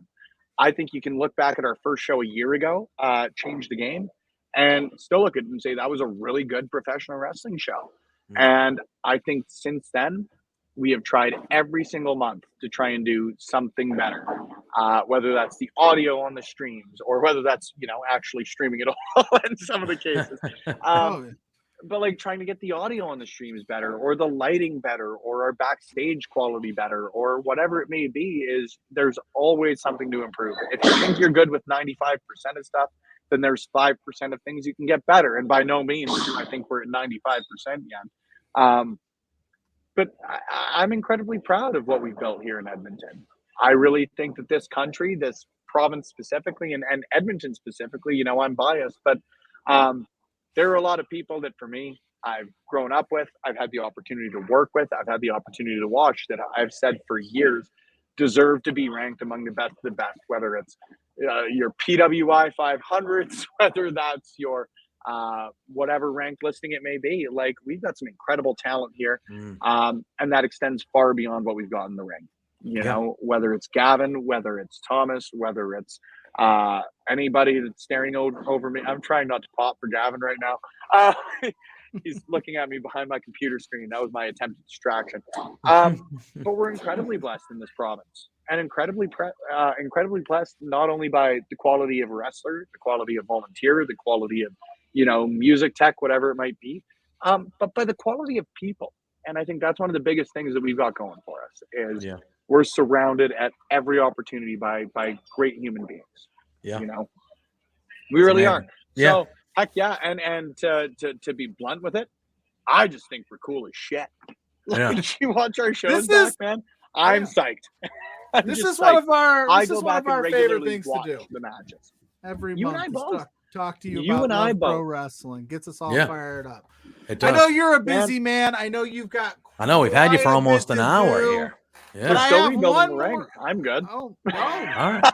That's fine. Oh. Hey, if you're willing All to hang, right, we can well, talk about some. We can talk about some Before non we, LPW yeah, pro wrestling before if we you want. We've gone. Well, transition, before we do that though, I did want to ask though. yeah. You got the grand champion. If Pride, Jack Pride pulls it off, which he's got a tough test at the MRB, who do you prefer as champion, Jack or Pride? Because you put him, that's a tough call, right? Apples and oranges, man. They really are. I think Jack would probably be easier to deal with as Right. far as it goes. Okay, as the guy calling the Well, shows. just as the guy hanging out in the backstage area, I think Jack would probably be easier to deal with, to put it lightly. But I don't think we've ever had a grand championship match, a challenge championship match, or frankly, whoever the 4 of 8 teams that make it to our tag team final match are. That I wouldn't be proud, no pun intended. I wouldn't be proud to call a champion, because whether you look at Jack, whether you look at Pride, whether you look at the combination of both, they're an incredible professional wrestler, and someone that I really think that, not that they hadn't before, but like they've planted their flag as one of the best in this country, not LPW, not Alberta, this country. And people are really starting to notice that. So if he was to go on and carry our grand championship, nope, not at all. Titles? And there's a reason they're not in the tag team tournament. But I'm incredibly proud of everybody who has either challenged for or defended our championships. Full stop. That match is gonna rule. And any of them carrying, Pluggo, you guys talked in your interview with Mitch Clark about maybe some perhaps not ideal means, I guess, as far as how they go for the challenge title. But like, good on him, I suppose, in a lot of ways. He went after someone that like nobody had defeated before. Terrence from Accounting was and still is the winningest wrestler on our roster, the most dominant individual on our roster. There was no way that I think anybody could go in there and expect to do what Mitch did without having some sort of advantage. So begrudgingly somewhat, but like, you got to have some respect on that end of things. Everyone challenging for our titles, I would be proud to have challenging for our titles, until that story eventually changes, because, well, it's professional wrestling and someone will surprise me with something one of these days. I'm sure of that. I swear. It will happen. It will happen. My journalistic feelings aside for Mitch Clark, he is one hell of a talent, and we love him. He's been on the show too, and maybe I just caught him on an off day, but he's ready to show out and show that it wasn't just a fluky win or a cheating win, whatever the haters are saying. I think he's going to show out, and I think TY is ready to take on it. It's going to be this card, dude. I'm just pumped. Hell of a card. I'm pumped. Man, we've got all of it. The Boros twins versus the Bollywood. Oh, we didn't even talk about my boys. Well, we talked about the tournament as a whole, but we didn't dive into the end. But like, the Voros twins versus the Bollywood. I mean, that is insane. I mean, first time that could be a champion. That could be the championship match to crown the, and that's a first round matchup. Like, that's how good a matchup that is. You know what I mean? That's just crazy. Damn excited. Two sets of brothers, facing off for the first time. NEW, I should also give them credit, because they're doing great things in Canada. They had this booked initially, and circumstances prevent, but what can you do? We've got the opportunity to host this match for the first time ever. The Voros twins are staples here. The Bollywood boys, I don't need to sing their credentials as far as what they've done, whether in Canada, whether on the independents, whether in the major promotions out there. Like, heck, that's going to be insanely cool. I'm excited as hell to have Eli Surge back in this, back in LPW. Hasn't been back in here since the Scramble match. Excited as hell on that end of things. Teaming with Mars the Specialist is going to be a really interesting task for, I think, the both of them, because Mars is an excellent tag wrestler, obviously. Will it be a good thing or a bad thing teaming with a new guy, considering all the stuff going on with the Man in Black over the last couple of months, right? Mm-hmm. Like, teaming with a new guy, but perhaps losing that distraction is huge, right? It's just going to be really, really cool. I'm very excited. Yeah, I'm very excited for the whole show, but I'm very excited about a lot of stuff that's going on in LPW, and tomorrow night should be excellent. Can be a blast, man. It is. All right, on to all right. I want to talk about Sami Zayn, guys. All right, I'll talk Sami Zayn, and I can. Okay. All right. That works great. that was a good transition from. I the knew great we'd. car- I knew we'd. I was like, keep we'll him. stick with Canada. We'll stick with Canada. It'll be fine. Works Sammy, great. and then we'll have you run down the match card again and. Do Oh, your should we have them promoter do thing? that first? Like, yeah, or I don't know. No, I'll do You're- that before I take off. Let's Yeah, do there you go. That Yeah. sounds about I right. have 21% computer battery, so that All should right. work. So great once for we about the once next we get 10 down, we'll have you do your thing where you run through everything. You do it like no other. No, I Excalibur does it far. Yeah, I was better gonna than say. do. I was gonna Let's say give you that do man your best credit. Let's give Excalibur that guy impersonation The and you mask, run the through mask everything. guy. I thought the segment on SmackDown last week was a work of art. I thought it was a work of art. With Roman, Sami Zayn. Okay, when this whole thing started, because I felt like it started and then there was really nothing happening for the first little bit of it, and it was like, what is the point of this? But over the last couple months, this has been one of, if not the story on the show that has I care the most about this and where it's going, because we all know what's going to happen. It's going to get to the point where Sammy's going to screw up and Roman is going to ruin Sami Zayn. And the level of babyface that Sami Zayn is going to be, he kind of already is with the reactions. But the level of babyface that Sami Zayn is going to be when that moment happens and the bloodline do take him out or do kick him out or whatever, like, it's going to be wild. And, we've been saying this. I've been saying this for a while. Like, Kevin Owens and Sami Zayn are going to be the team that dethrones the Usos. I think that's what is going to happen here. But that moment where Roman just beats the shit out of Sami Zayn or whatever happens, I mean, the level of babyface and the level of stars that Sami and Kevin are going to, they already are, but that they're going to become out of this, especially Sami Zayn. Like, are you telling me right now, would you not want to see Sami Zayn versus Roman Reigns for those titles? Like, that would be. I bet it'll happen. I think it will too. too. I kind of want to see more, and however much we want to talk about it, I'll leave up to you guys. I want to see Jimmy and Jay, Jimmy and Jay, drop the tag titles somehow to Sammy and Jimmy.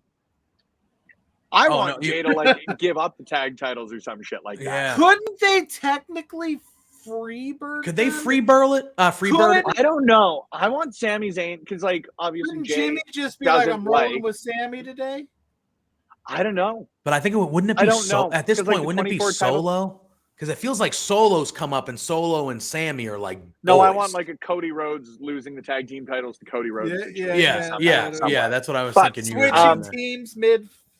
Yeah. Like Jay bugs Jimmy, so he shows up as Sammy. Yeah, because Jay is the one that doesn't like Sammy, right? Jay's the one that is like, no, don't like you. If not, we can just flip these. I'm really bad with it. No, I'm pretty sure Jay's the one that's like, no. Like, he ripped the shirt off Sammy. He was like, get it off, like, I know.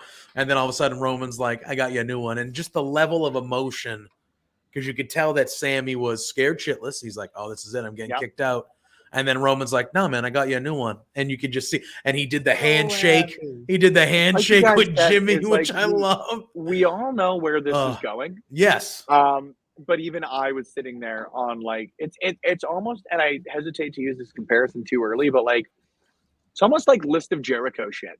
Yeah, like, it's fantastic. You knew eventually Kevin Owens was going to turn on Jericho. Yeah. And every time it happened, whether it was whose fault this is, and then they both turn to the camera, Roman Reigns, and everybody pops, and you're happy that it, yada, yada. I'm getting the same vibes. It's like an odd couple of Roman Reigns and Sami Zayn is incredible. Yeah. Incredible. I bet you Roman Reigns versus Sami Zayn happens at the Royal Rumble. Oh my, it would be amazing. I think it would be Rumble amazing. Match. And Sami Zayn. I'm part of the bloodline. What do I got to do to get a vegan meal around here? Yeah. Oh my God. Sami Zayn will be so over in that match.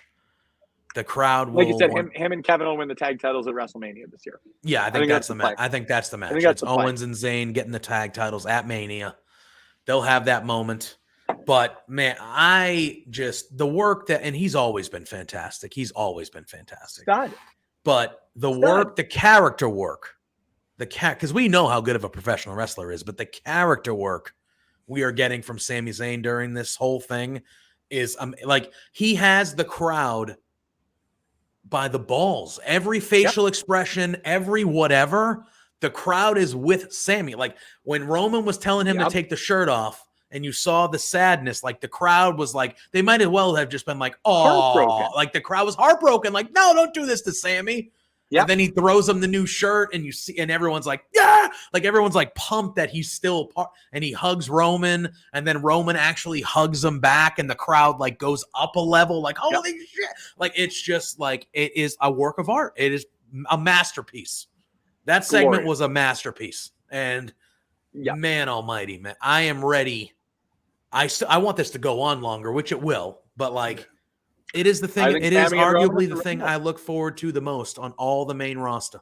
And I think Raw is overall for Sami Zayn for years. Yeah. I love me some Sami. My God. The new shirt signified to me that they definitely see that there's money to be made here. So they know that this is working. Yeah, they know this is I haven't ordered a WWE shirt in years. You didn't order the Brock Lesnar flannel? No, I didn't. The biggest thing is like I wouldn't have ordered it if it wasn't for the fact. No, if it wasn't for the fact that Canadian shipping is the worst. It's the same reason I don't order a lot off of Pro Wrestling Tees. Is like it usually doubles to triples your cost. I was going to say, is it like double or triple? That's Yep. And all the pricing's in American. So like the shirt's $30 and you're like it's $70 for me to get a Pro Wrestling tee. Yeah. That's I won't pay $70 for much, nonetheless. A wrestling t-shirt. That better come with basic cable. I'm sure. You'd hope so. All right, I'm going to Excalibur because I do have to. All right, run. do it. All right, do your thing. We appreciate you. Is somebody else going to press the button? I don't know who produces this. Oh, show I got anymore. it. I got it. Alex Hold on. I know it's Alex when he's here. That's dumb to say.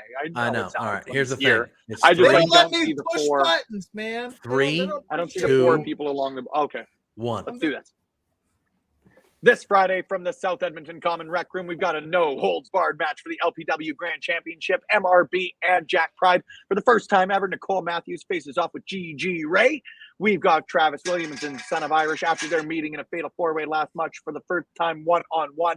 We've got Mitch Clark defending the LPW Challenge Championship inside the 4 walls of the Rec Room against T.Y. Jackson. And then the first round of our LPW Tag Team Championship Tournament. The Rads taking on the Serial Thrillers, the reunited Adam Ryder and Kyle Sebastian. We've got Eli Surge teaming with Mars the Specialist, taking on the Clandestine Society, TFA and Stephen Crow.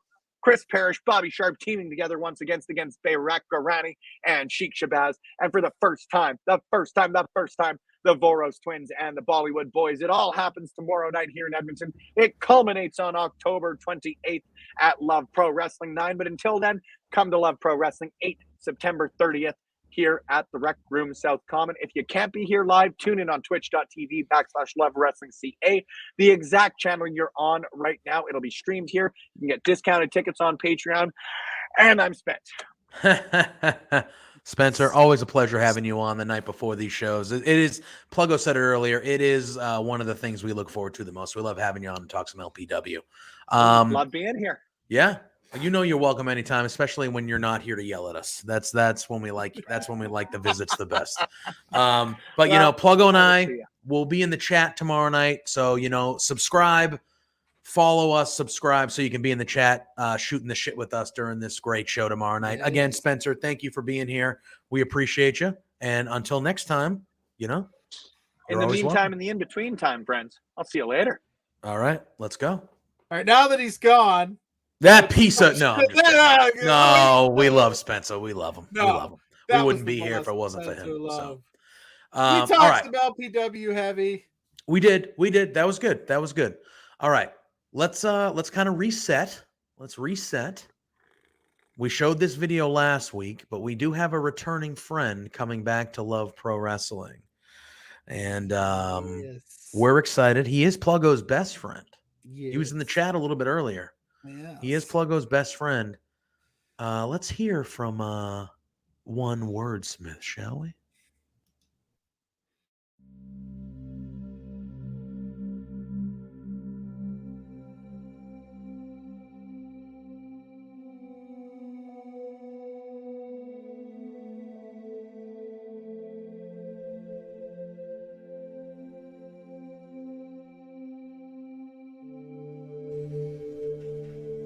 Salutations, one and all.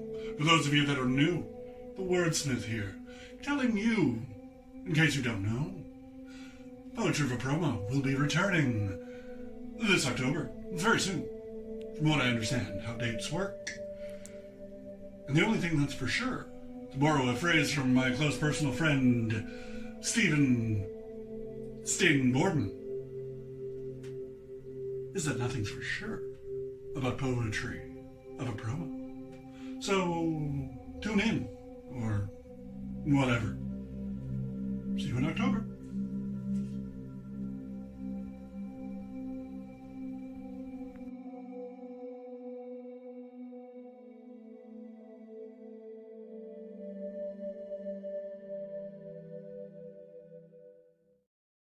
That is right. The wordsmith That was weird. coming back. What happened? What? Oh, just like the intro, like it was completely dead silent and it was stalled on the salutations. And I was like, what the heck's going on? So I clicked on the Twitch stream and to see if it was playing just fine. But in StreamYard, I don't know. That was really weird. But that was our best friend, the wordsmith. That was our best friend, the wordsmith, and we love him.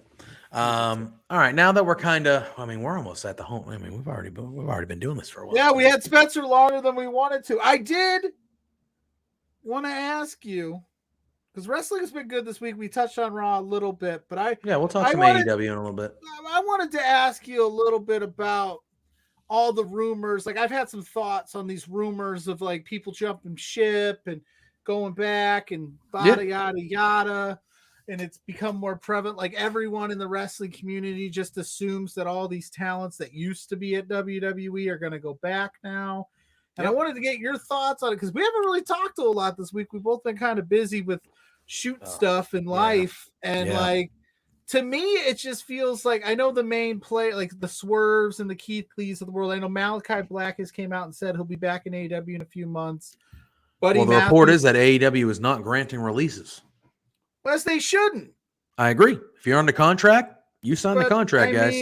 I get it. They should, but they shouldn't. Like, if there's reason, like if they're just holding them to hold them hostage, yes. But if you're going to grant releases, you have to have some kind of WWE. So you can't just feel like leave me on Wednesday and show up on Friday. Exactly. And I get the circumstances of things. You had, over the last year, there have been a lot of people who were let go by WWE or released or decided not to re-sign, and they went to AEW because they thought that was better for them.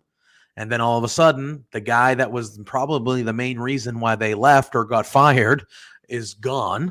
And now you have the guy that everybody likes running the WWE now, and WWE is clearly in a better area, a better zone than it used to be. And so you have people that are probably looking over there and going like, shit. But I ask you this, and this is where I was kind of going with this question. Like, it's not an apples to apples comparison, but if I worked at McDonald's and they treated me like absolute shit while I was there, and I jumped ship over to Burger King because the grass is greener. Yeah. And then the manager that treated me like shit at McDonald's leaves, and they're like, well, come on back. Well, you still have the bad taste in your mouth, right? Like, yeah. But I think technically there you can do whatever the hell you can go back. Now these people sign contracts. Right. But like, I that's why I said it's not a great comparison, but everybody's just like, oh, it's perfect. Maybe, like I said, AEW, for all it's worth, and this isn't a pro AEW, like, just conversation, but they have the better schedule. Yep. They have the more freedoms to be yourself and market you. You don't have to go over the WWE and have some weird name like Sol Ruka. Wait, what? Oh yeah, who? She debuted on NXT this week. I did the NXT react, so I've watched NXT for the last. I saw the vignette. She was like she wasn't surfing. Bad, but I'm just. Did she wrestled though? She wrestled. Yeah, she debuted. She actually wrestled. She won. She didn't look too bad, but my point is, like, that's kind of a goofy name, right? Yeah. Like, and that's a WWE owned property. So there's all those factors where it's like, and like for people like Keith Lee, for instance, like, and I don't want to, but like, they didn't treat Mia Yim the best when she was there. Nope. And I don't think they have any intentions of ever bringing her back. So why would he want to go there too? Like, I understand, and I don't want to get into the Malachi Black stuff. I just wish him the best. That's all I'll say on that. that is all we should say on that. So if you're the internet wrestling community and you have a feelings one way or another, that's not your place.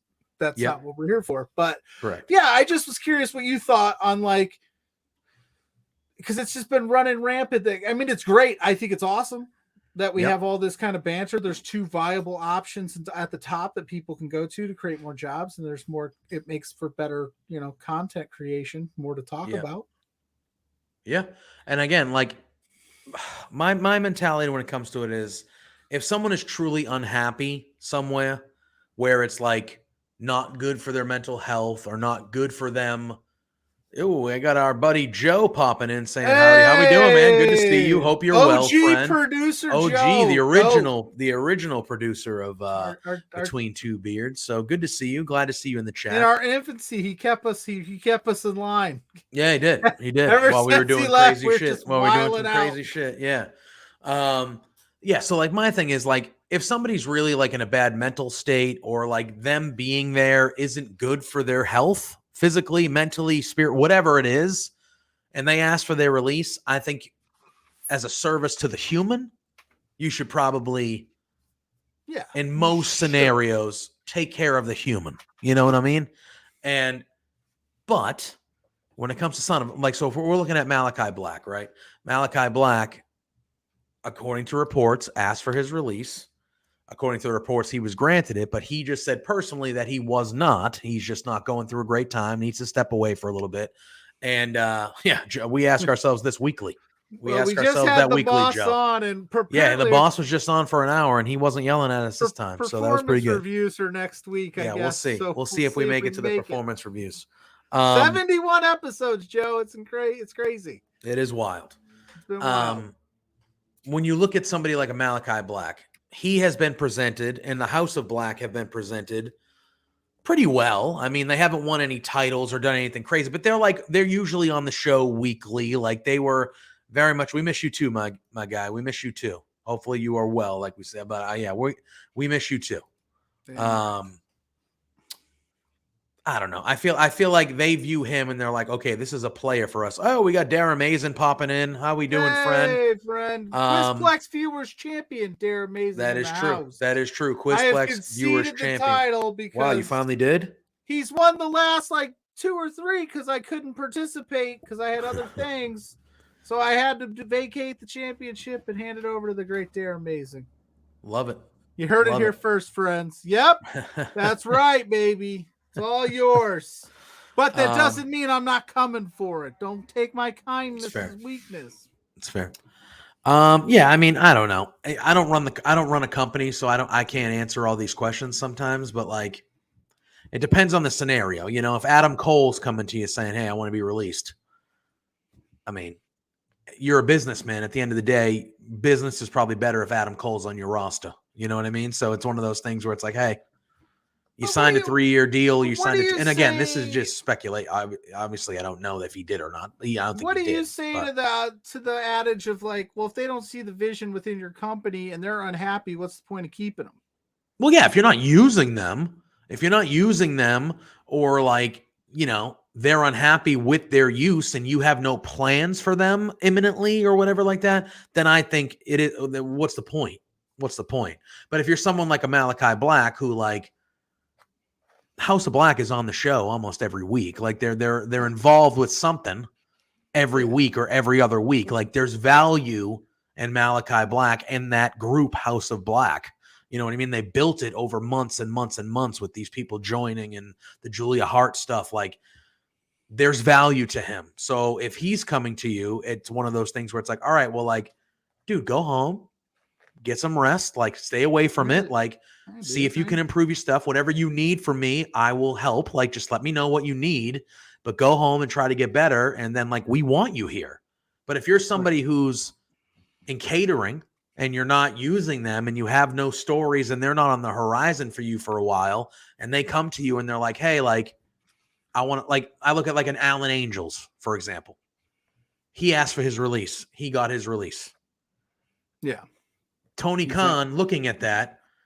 If Alan Angels did the same thing that Malachi Black did, there's a difference there to me. Oh yeah. Are you going to look at it? And I get it. Alan Angel is part of Dark Order, but like Dark Order is really like a side thing now for the most part. They're not as prevalent. Like, are you going to say, no, we're not releasing you? No way. And he's Well, like, you okay, could, well, but- I'm wrestling on Dark every 3 fucking weeks. So what does it matter? Why does Well, it and matter why I'm here? And that's what I was gonna follow up with in the case of like the Buddy Matthews rumors. Like Again, I think House of Black is differently. I don't want to be that guy because I do know how incredibly talented Buddy Matthews is in a wrestling ring. But is he ultimately a game-changing talent that if you didn't have him, your roster would be far worse? Like, I know he's, trust me, spectacular in ring, but tell me what that man has done that makes you go, I gotta be on the TV screen when he's there. Or that's Alan Angels has been doing good stuff when he was doing the Impact in the indie scene. I think Alan Angels' situation was different. He's very young. He's got a bigger ceiling, so he needs to go do some other things. Yeah, maybe of course. Come back, grow, because you need to. I don't want to say in a negative, but he needs to get the Dark Order stigma or stink off of him because you don't want to be 50 years old wrestling indies as Dark Order's Alan Angels because that's all you've been known for your whole career. You need to kind of like a Cardona. You need to go reinvent yourself. But with like a guy like Buddy Matthews, like again, and it's just like I get it, but some of those you have to make those tough calls in these companies, and Tony Khan is going to have to make these tough calls and go, am I just holding on to these people just to hold on to them, or do I actually see some type of meaningful storyline? But the House of Black thing is great, but it all centers really around Malachi now. I think Brody. Brody's going to end up. I mean, he's going to be the de facto leader now, and he can definitely do it. I love Brody King. Has impressed me tremendously. Since he's been on AEW. Do you think this is more rumors just because WWE has been more successful and people are stirring the pot? And look, don't get me wrong. Like I bet you the people that were in NXT specifically under Hunter, Keith Lee, Swerve, Adam Cole, Kyle O'Reilly, Bobby Fitt, those people that were clearly viewed a certain way by Triple H and NXT, they all, not all, but like a lot of them went up. You know, Keith Lee went up to the main roster and he had a bad time. Swerve went up to the main roster and that group was murdered immediately. That was weird because he didn't even really get a chance on the main roster to shine. Very bizarre. They drafted him, brought him up 2 weeks later, cut the damn thing in half. I think he was the last to get released. But it was like a month later. It was quick, you know. But again, I know that was a Vince thing, but in the back of my head, I'm going, I don't want to go back there. Like, but when he was with Triple H, who's in charge now, Hit Row is the most important thing on the show. Right, but and that's how they have to be viewing it. Shiny new toys do. Yeah, but it's different because you know that guy's not there. If I'm Adam, again, this is just speculation. Yeah, true. But it might not be that way now, though, with Hunter kind of being in charge of all of it, though. But you're right. If you go up to the main roster from NXT, you're going to have a bad time. Yeah, you're going to have a bad time. This current iteration of NXT, I don't know if that's true. Well, we'll see. We'll see. Give it time. I'm interested to see what they do next week because I feel like that was the death of the Rainbow Era last night or Tuesday night. Was it? Yeah. What happened on NXT that makes you think? Rainbow? Well, they did change the logo. They changed the logo, but they tweaked it. But it was a taped episode. Yeah, which says to me the last 2 weeks have been taped, and they didn't. They promoted a couple matches for next week. They leaned a lot on Halloween Havoc. I think you're going to see. I think you're going to see a new iteration, kind of a different direction of the NXT. So I think that can't be, which it'll still be. I think they're gonna blend it. I don't know. For some reason, it's been so bad for the last 2 weeks. But like I said earlier, I'm tweaking the idea of being the NXT guy. As much as I hated watching it last week. Was it really that bad? I did not have. There's moments where you're like, this is really good, and then there's just shit that makes absolutely no sense. This last episode was the shit makes no sense. Fair. But I digress. My point on that is with Swerve, and Swerve is a very interesting case because he was taken so well care of in NXT Keith Lee was a double champ. Keith Lee was a double champ, but Keith Lee, I guess, especially like it would take some work to kind of like pop I don't him think on it the would though. You don't think so? Because No. Triple H, yeah, he took really good care of them NXT. Yeah. But he also now, when you bring those talents, which they're world-class talents, you put them on that main roster, there's a lot of, they're going to have to find a spot. Right now, unfortunately, Karrion Kross found a spot right away. Well, they put Karrion Kross right into the main event. But why wouldn't you do that with Keith Lee? I don't know. But Keith Lee had a face-off with Roman Reigns at Survivor Series. I know. 4 years ago. They destroyed it. Vince did, not they. Vince. They are a company. They were a company. I think the wrestlers look at that differently. With Vince, but you can't we're having the same problem in AEW. You cannot overpopulate your main event scene. But would that overpopulate it? WWE is still is rebuilding their main event scene. I know they need to focus on what they got. I think right? when we're talking about, you can't just have 7 or 8 people. You can't have Swerve in the main event facing off with Roman. Then what do you do with Swerve? What do you mean? You put him with Hit Row and just rehash that? No, I'm not saying that. But what I'm saying is like, if like I said, and I'm using Adam Cole as just the reference, but he's out injured, so it doesn't matter. But if I'm Adam Cole. If I'm Adam Cole and I'm like, all right, the last year, because it's been basically a little bit over a year, I've come to AEW. I'm super popular. I've had some good matches, but I haven't won a championship. I haven't been in the main event. I mean, he had a main event champion, like a match, but like hasn't won a title, hasn't really been in the main event scene. And then all of a sudden you're like, well, when I was with Hunter in NXT, I was the main event scene on his show for years, literally. Multi-time world champion. Our group that I was the leader of ran the show, and now you look over there and you go, okay, because then when he was in contract talks, he was having conversations with Vince about being a fucking manager, being a manager. Yeah. So he's like, I'm out of here. Now all of a sudden he looks over there and he goes, oh wow, the guy that like really knew how good I was and appreciated me as like a top elite talent is now running everything. And then you look at, oh, look how he brought Johnny Gargano back. He brought Johnny Gargano back and immediately made him a main player. Oh, he brought Karrion Kross back and made him his first thing that he showed up on. He was fucking having a stare down with Roman Reigns. Yeah, like, I'm not saying. And you look at that, and if you're Adam Cole, how do you not be like, fuck, I want to be back there. But not everybody can be at the top at all times. No, but not everybody is Adam Cole, Keith Lee, and Swerve. That's only 3 people. True. That's 3 people. That's true. Like, there's a reason why Bobby Fish showed up on Impact last week. No offense to Bobby Fish. I don't disagree. No offense to Bobby Fish. I like Bobby Fish, but there's a reason why he was on Impact and he wasn't on fucking Raw. I'm using it more as like a devil's advocate kind of argument because like I do see there's a lot of roster bloat. I do think someone like a Buddy Matthews though is a good arguing point for you because yes, all world talent in the ring, but he hasn't really shown us in any iteration that like he can like cut a good promo, be a top guy from a outside of the ring standpoint. But how about and they didn't treat Andrade bad. No, Andrade could be a main event superstar for WWE. Right. So he's really been doing nothing in AEW since he's been there. But he also wasn't doing any, and I know it was a Vince iteration, but he wasn't treated bad. I mean, he wasn't treated good. I don't think he was NXT champion for crying out loud. He was NXT champion. He was a multiple time tag champion. He was always involved in stuff. I just get this weird vibe that if we're just going to do this, like, oh, well, they all went to AEW, so AEW is overcrowded and they're not going to know what to do with them. But then they're all just going to go back to WWE and it'll be the same problem.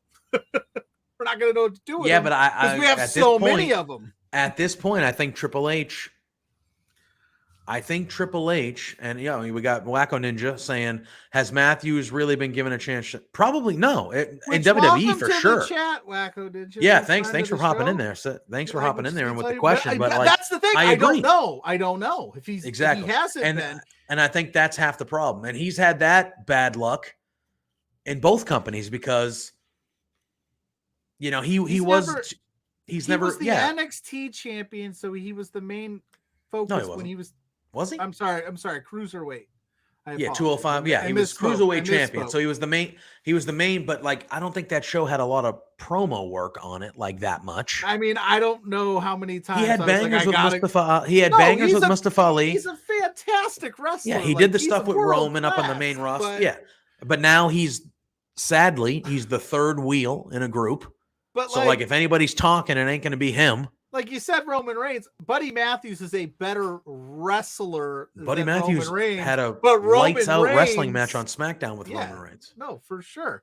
You know, But Roman Reigns is just the pack. I get weird when and I love that we're all in the internet wrestling community. I know it's deciding all these wrestlers' fates, and all these wrestlers are like, no, I ain't going anywhere. What are you yeah, but talking it's also one of those things too, where But like it's they're dope. not going anywhere. Yeah, and if Tony Like, Khan, Tony Khan's not just going to let these people like, Yeah. yeah, I'll just let you out of your contract so you can go back over there. That's cool. I Yeah. truly believe in my heart of hearts. If I mean, maybe one day Swerve will go back to the WWE at some point. Maybe. But I think he is like just he's up. I think he's enjoying all the other stuff. I think if you're Tony Khan, of all the names that we've mentioned so far, keep Swerve. Swerve's the guy you got to keep, because I think Swerve is a guy that Yeah, I would be more than be okay with dope. that. I would be more than But okay that's with what I'm that. saying. So like if I'm Buddy Matthews and if I'm WWE, I think it's a mutual, like if I leave AEW, I want to go on this indie tear and just tear shit up. Because I also do believe that a lot of these talents that when the WWE thing happened it was in the pandemic era. There wasn't a lot of indies run. There wasn't a lot of options. So you took the AEW money and went with it. And yeah. so I don't think blame them from going to AEW. No, keep getting paid. You do your thing. I can completely understand how they're now looking at WWE and they're going like, oh, the guy that we really liked is in charge now. Right. And the show looks like it's good, and he's bringing back people that we worked with, and he's putting them in also- prominent situations. It's not like Johnny Gargano came back and it was like, they gave him an opening promo. He's been in, he's been on the show weekly. He teamed with, what I mean? He Like, gotta become world champion. down the line, yeah, I believe You this. think Yeah, so? I do. Yeah, Okay. not right away. When I say down the line, I mean down the line. But yeah, with Triple H running the show, Like when we're like 300 episodes in. I could 100% see Johnny Gargano being a underdog Daniel Bryan-ish character going for he did it in NXT and it worked. I was just curious. But It's good. Triple H also has this, and Tony Khan had this. I know Triple H has a little bit more of a tracker with NXT. If we throw out NXT and we just he's got this like goodwill right now because Correct. he's doing. Not everything is right. Not everything's been great, but he's doing a much better job than the guy before him. But can he sustain it?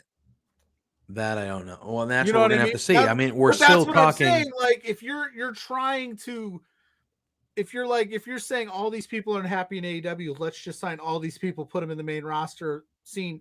You still have to have meaningful stuff for them to do.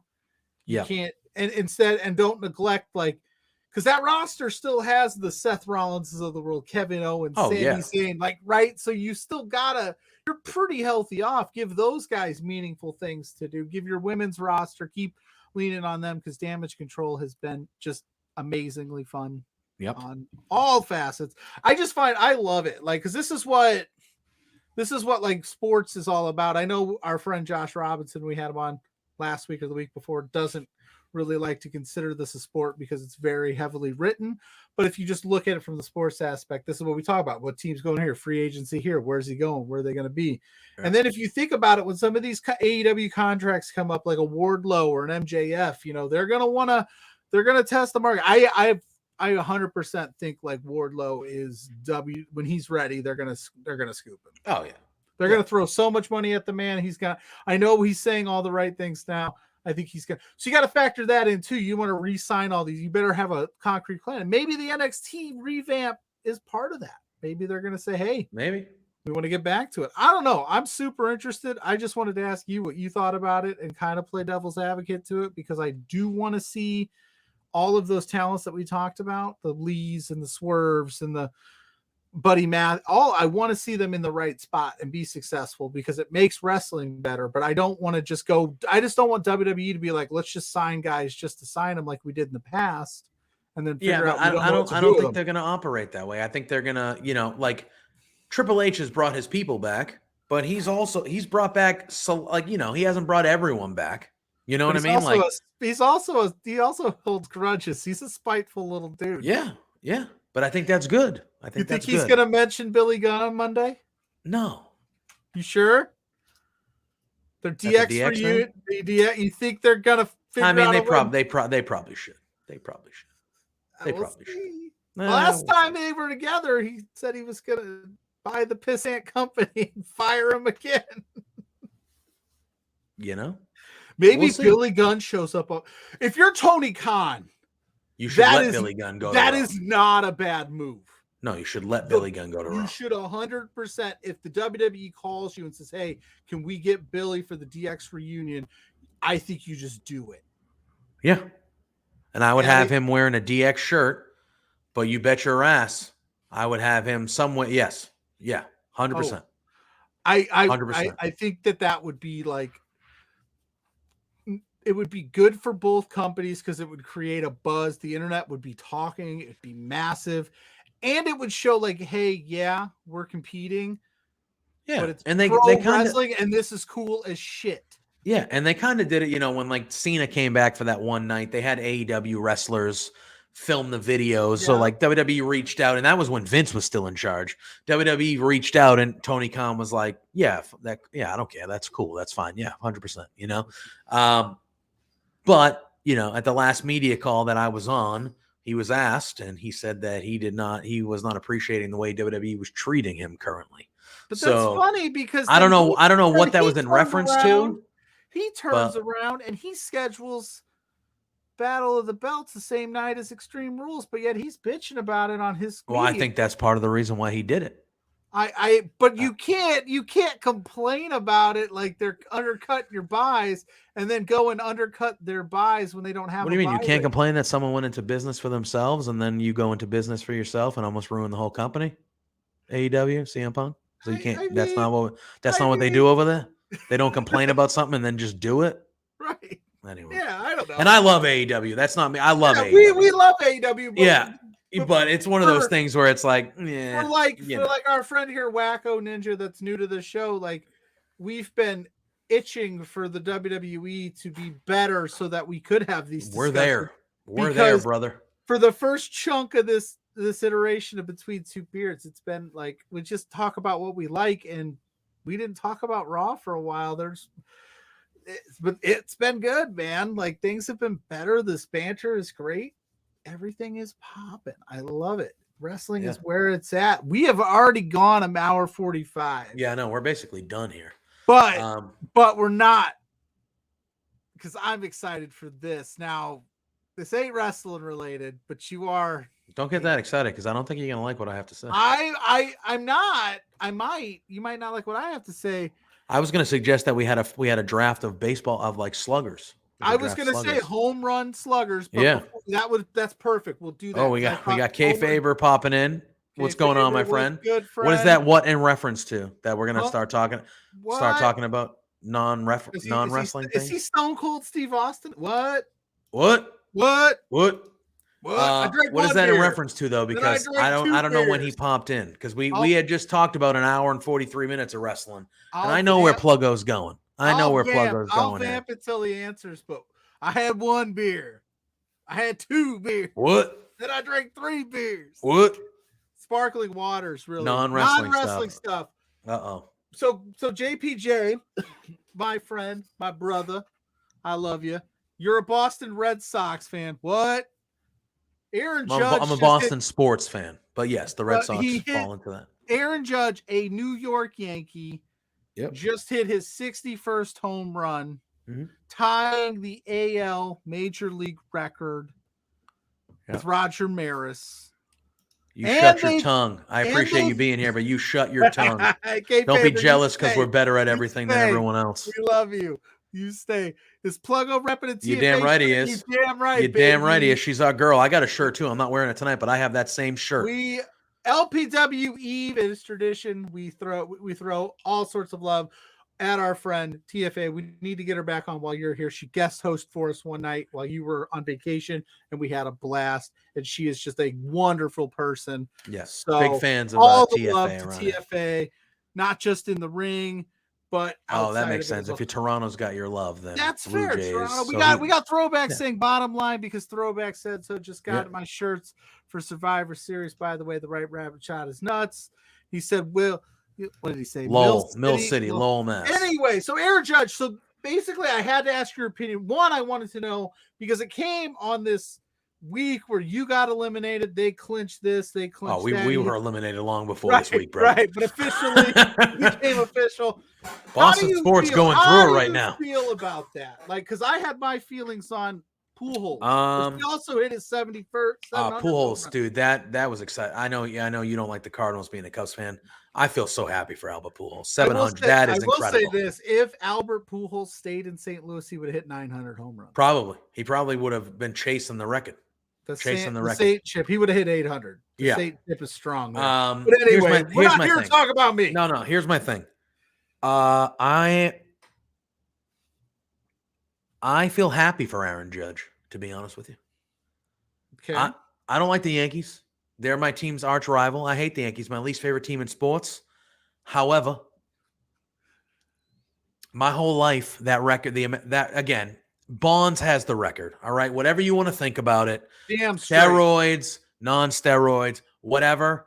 73 home runs by Barry Bonds is the home run record. Aaron Judge did not tie the home run record last night. He tied the American League record, and he's going to beat the American League record, and he will be the American League home run record champion. Bonds is the record. It is what it is. Okay. I'll just get that out of the way. Here's my thing. My whole life, the number as a really, really big baseball fan, the number's been 61. That was my whole life until, most of it. And it was a Yankee that had it. It was Roger Maris. He had it. He was a Yankee. I think, and I can't believe I'm going to say it, but I think it's kind of fitting that a Yankee is the guy that beats the record. You know what I mean? Like, I feel like that's the way it should be. A Yankee on his way out, too. Yeah, he's going to be a Red Sox next year. Mark my fucking words. Oh my God. If I was I was talking about this. If you're the Yankees, like you got to sign that motherfucker. Man. No, you should have paid that man. Yes, because you didn't. And you didn't. And then he said, I'm good. He goes, you know what? You're not going to re-sign me before the season? I'm good. Let me just go have the best season of the last 30 years because he might win the Triple Crown for crying out loud. He probably had the best season as a Yankee. He is in contention for the Triple Crown. Yeah. And he's going to hit 65 home runs. I think he's the current leader. That is insane. That is insane. What do you how do you feel? You're 73. 73. 73 is the record. Okay. And what do you say to the people that don't agree with that? Because you cannot agree with it, but look at the fucking record book. It is what it is. That's what I'm saying, baby. It is what it is. It's going to be there whether you believe it or not. Whatever. It is what it is. Like it is what it is. Because I was mixed. I was a mixed bag of emotions on Friday night because I was watching Rampage, and I had in the background, like on my phone, I had ESPN because they were dropping live look-ins at Pujols, and he hits 699 right back-to-back innings. Back-to-back. Boom, 699, 700. And I will admit, the skeptic in me, I was watching the 700th, and I watched the pitcher. He grooved one in there, but he didn't blatantly just give him he didn't just throw him a softball pitch. But it's like, bro, come on. I mean, if I was on the mound right there, I'm throwing him. Whatever. You're cool with being the guy that gave up 700 for something like 700. Yeah. I'll be remembered forever.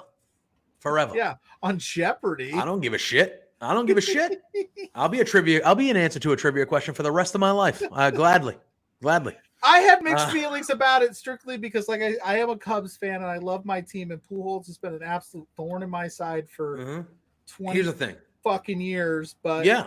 And look, it's cool because as a baseball fan, that's cool. the thing with baseball fans. Like, yes, we understand and we love the game, so we love the statistics. Like any other sport, it's different. It's weird. Like, correct. If you're a basketball fan, you're not happy that LeBron's breaking Jordan records. You're just not. No. And my thing is, baseball is really the only sport that the numbers matter.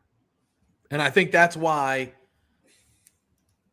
No, not really. I don't think so. He'd have to hit like 2 a game with 8 left. Yeah. So he would have to hit.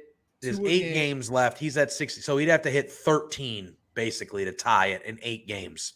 Now he's gone on tears. I feel like and my Red Sox were the team that really like he didn't hit any in that 4. I was expecting, I'm like, he's gonna fucking break this record against us. Then I would have been pissed. That center That fielder this caught this the one take at the warning track, you could see it in his eyes. this He's take like, right "Nah." here would have been a whole lot different if he had done it against the Red Sox, because Okay. I would have been like, fuck you.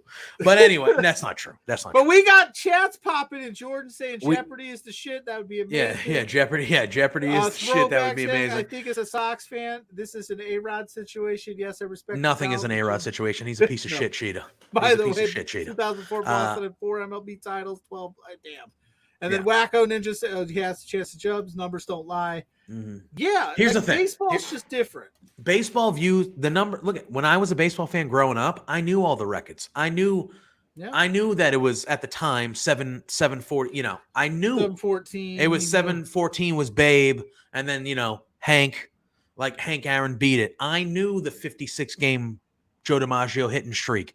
I knew 755. Yeah, 755 is where Aaron ended up. But I knew all that. I knew that Ted Williams hit 406 and he was the last hitter to hit 400. I knew that Carl Yastrzemski was the last Triple Crown guy before Cabrera did it a couple years ago in 1967. Baseball mattered. I knew Nolan Ryan was the strikeout king. I knew all, because those numbers matter. And then steroids happened and numbers got jaded. Barry Bonds hit 700. I don't know. What is it? 773? 762 is the number. He hit 73 in one season. You had Sammy Sosa, who hit 60 home runs 3 times. You had McGuire doing it put twice. Some respect on it. 66. No, Sammy Sosa of You all 3 watch of those your mouth. guys. No, I'm sorry. You're a Cubs fan. Sammy Sosa you. was a nothing baseball player before he started taking He steroids. was my favorite baseball And that's fine. player And that's fine. growing And up. I'm not saying I didn't Him enjoy. and Griffey Jr. I'm not saying I didn't enjoy Sammy Sosa. I was rooting for him over McGuire and Bonds. I liked him the most of the 3, but Sammy Sosa was a marginal baseball player until he started taking steroids. Barry Listen, Bonds. Here's my controversial take on this. To all the fans that are like, it should be 61 should be the record or whatever. Baseball was completely okay and very open about the steroids. Oh yeah, because it saved baseball because they had the used strike to in have- 1994. And they used were to like, have shit. coffee pots, Yeah. leaded and unleaded. So for them to sit here with this morality, like we were above it, like you guys were completely fine with the rating. They had to do it. The summer of McGuire and Sosa was some of the greatest television. Yeah, it saved of all baseball. time. It saved baseball. So in the moment, they were like, yeah, this is saving baseball because they didn't bounce back from the strike in 94 and not having a World Series. Nobody was going to the games because they were like, Expos. you greedy bitches. I'm not going to these games, you greedy people. Yeah. But Sammy Sosa and McGuire were what brought him back. And then when the Bonds stuff happened and Barry Bonds was like, I'm better than both these clowns, but nobody's talking about me because I'm not hitting the ball 1,000 feet. So I'm going to take steroids. And then, I don't know if it's going to be hard. tough. It's going to be tough. And I know you said up here that you think that's the one record that will never be broken. I will go on record right here. But There's been nobody flirtation with the 400. There's 2 records that will never be broken in baseball. 406, maybe. There's 2 records that'll never be broken in baseball. Nobody is beating DiMaggio's hitting streak record. Nobody. And nobody's beating Cal Ripken's. In today's game, and the way that the world load management, I don't think anybody's going and- to beat Nolan Ryan's strikeouts. probably with the way pitchers are handled nowadays, that's probably not happening That's either. a good one. But I But just if you feel want like to say hitting side, maybe Pete Rose. I don't think anybody's going to get there. maybe the That's game is just different now. The game is it's just not different now. People, there are good hitters, but I don't think anybody. how many players or how many young kids into high school and college and all this stuff are growing up saying like, you know what, I want to hit 350. No, you want to hit 40 bombs. You want to hit 40 bombs and drive in 100 runs, and chicks dig the long ball, bro. Hell yeah, dude. That was Chicks dig the long ball. So it's one of those things where like that was a saying. That was a saying that baseball copyrighted. Chicks dig the long ball. Now, whatever you like, whatever. I'm not just, but people dig the long ball. Yeah. Nobody grows up going, you know what? I want to be I want to be like a 345 career hitter.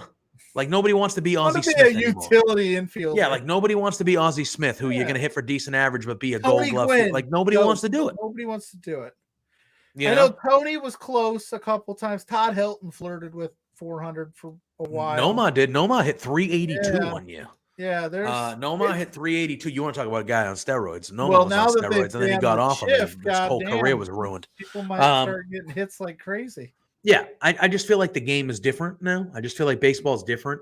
But to me, the Cal Ripken played over 4,000 straight games without missing a game. That's never happening it wasn't again. 4,000. It was like 20. The record was 31-21, right? 27. No, it is not 4,000. It's like time out. It's like 2,700 at best. Is that true? No, that's not true. There's 180. Vamp. There's 100. Finding it out. There's 162 games in a season. He played 27 years.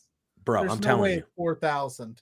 I'm telling you. It's 27-31.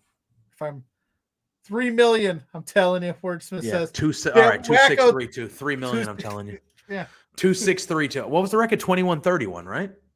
What did I say? 31-21? Yeah, he did a lot. I mean, he also had help from the stadium one night because he was sleeping with Kevin Costner's wife, or Kevin Costner sleeping. I'm just kidding. That's a baseball conspiracy theory that people talk about. But we're not going to go down that rabbit hole. We've already been here for so long. But like that is a record right now in today's world with the way that we take care of our athletes in all sports. Nobody's ever doing that. Nobody is ever going to play every game for 20 years. It's never happening. The next closest guy that is like Whit Merrifield this year was at 533 games, and they benched him. Yeah, it's never happening. There's no way that's. And he was and he's 31. Yeah, there's no. Yeah, so he's got to play till he's 60. Yeah. Now to beat, it's not happening. Well, that's like Charlie Blackmon said it took him 30 years to hit 207 home runs. He'd have to be 140 to get to like 700. I don't know. Stats are nuts. Baseball. Here's my thing. Here's my thing. And again, being from Boston and witnessing the last 20 years. You're not even remotely slightly pissed. No. That is Judge. I'm not. I feel like it's fitting. It should be a Yankee. It's always been a Yankee. The thing. Okay. I think, and part of this is watching the Patriots over the last 20 years and seeing Tom Brady every week for 20 years and stuff like that. Tom Brady turned me into, I don't root for it because I'm not going to root for the Yankees. I'm not going to root for LeBron. I'm not going to root for people I root against. At the same time, being a sports fan, I root for my sports teams that I love, but I also I like watching greatness. I appreciate greatness, if that makes sense. LeBron. I still appreciate. The dude's been unreal for 20 years. I'm sorry. I don't like him as a person. I think he's full of shit. He's a part owner of the Boston Red Sox, by the way. I think he's a piece of shit. I think he's fraudulent, and he puts on a fake. But he's also open schools for kids, and he's what am I supposed to do? I don't like John Cena, the character, either. But am I supposed to hate him when he's done 1,000 Make-A-Wishes? What am I supposed to do? That man has doubled the amount of Make-A-Wishes that anybody else. And I think does. Wacko Ninja. I wonder if it's because we can't see him doing them. Yeah, maybe. Is he actually doing them? I don't know. But Wacko Ninja says you can respect the skill of a player and not like the. Yes, exactly. Yeah, and it's one of those things where I appreciate greatness. If I see Aaron Judge have a season like he's having, at some point you gotta forget about the jersey he's wearing and just be like, dude, nobody's hit 60 home runs in fucking 28. That's insane. It's insane. I'm not saying don't. I'm just saying I'm wondering because I'm the same way. I respect great players and what they do, and it's hard to argue numbers. And I don't have, like, I guess the closest thing I've got in baseball would be that Pujols hit the 7 because I mean, he and that's left and went- ridiculous but he too. Like, left and there's went been to the four guys in history to hit 700 home runs. right. But That's I want insane. my team to have that. Yeah. I don't like my direct rival having that over my head Who for cares? the rest of my But who life. cares? I care, damn it. Well, I mean, come on. I love Teddy Bruschi throwback, but one of those is not like the other two. So, you know, Brady and Ortiz are two of the greatest players in their respective sport. Teddy Bruschi was a very good player, but Ortiz and system linebacker. No, that's not true. Just, He was the heart and soul, damn it. You know that time that Teddy Bruschi had a stroke and he came back and he played a full season after having a stroke. We won a Super Bowl and he tied for comeback player of the year. Had a fucking stroke. it should have been named the Teddy Bruschi Award that He year. had a stroke, came back, played a full season, and he was comeback player of the year with Steve Smith, who broke his leg. Get the fuck out of here. Get out of here. On his back. You shitting me? Comeback players of the year. That motherfucker had a stroke. Almost dead. Get out of here. Anyway. Word says, what the fuck? Yeah, sorry. That is like one of those things where it's like, hey, like I get it. Steve Smith was out all last year and he had a good year. He broke his leg. Teddy Bruschi literally almost died. Sweet draft battle graphic and draft some home run hitters and then get on our way. We've already gone 2 hours. I know, but we don't. I feel like we don't even. I mean, we're already over. We don't have anything going on tonight here on Love Wrestling outside of us. There's no Quizplex last week. We went short. Man, bro. It's up to you. We can talk about Mac Jones. We can't. He's hurt. Although he might play this week. Who the fuck knows? Either way, we'll lose him. I heard the rumor might get Cam Newton back. Oh, I'm okay with that. Hey. I'm okay with that. Name one person the MLB hasn't done that. What? Oh, he's saying, well, Jason Varitek, the Red Sox catcher, he caught 4 no-hitters, which I think is the record for a catcher. Nolan Ryan threw 7 of them. You know what's even more never impressive? won a Cy Young. Never won a Cy Young because he never had the numbers. He just struck out a bunch of dudes. Nolan Ryan threw 7 no-hitters, which is just insane when you think about that. Even more impressive to me, he threw 19 one-hitters. Yeah. And that is, imagine. He also played for like 33 years. He was 33 seasons. I don't think you'll ever see and he was an old man, and he beat the shit out of Robin Ventura. Incredible. What an incredible. I had him in a headlock and everything. Like he was just pounding him. If you've never seen that video, go on YouTube and type in Nolan Ryan, Robin Ventura. Unbelievable. Robin Ventura is like this 23-year-old kid. Nolan Ryan's like a 44-year-old man. And he hits him, and Robin Ventura charges the mound, and Nolan Ryan's like, come on, bro. He's like, come on. And he just manhandles Robin Ventura. It was unbelievable. Do you think that's more extreme than what we'll see at Extreme Rules next weekend? Probably. Okay. Probably. All right. On that note, wait, are we doing a draft? It's up to you, man. You're the one saying we're over time. All right. Well, no, it's fine. We'll do a draft. We'll do a draft because we haven't done one in a while. We got this sweet graphic we need to use because we've been so jam-packed with stuff. And then we will get on our ways. Yes. And let you all enjoy your evenings. So you've got the graphic queued up? I do.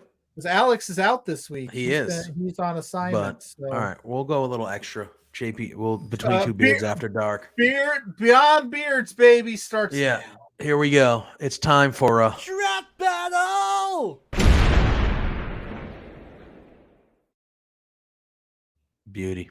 Yeah. All right. So what are we doing? We're doing home run sluggers. Like what? Like just sluggers. Sure. Whatever you want. You're drafting your 5 home run hitters versus my 5 sluggers, and we'll see who's got the better team. I've been thinking about this a little bit. All right. All right. Wait, who has first pick? You or me? You can have first pick because I love you. All right. Well, I mean, are we taking no matter what? Doesn't matter, like steroids, anything? I just don't take whoever. care. You take whoever. I'm talking chicks dig the long ball. Yeah. All right. Well, I mean, look, if everything's on the table, sorry, Barry Bonds. I know that's that's the number 1 pick. He has the single season record and the most ever. So if this is a home run draft, and we're not holding step. We're just going. Yeah, we're just going. All right. I'm taking Barry Bonds. Well, simply for consistency purposes in his career, he was not a slugger per se, but he was damn well. I'm taking Hank Aaron. Yeah.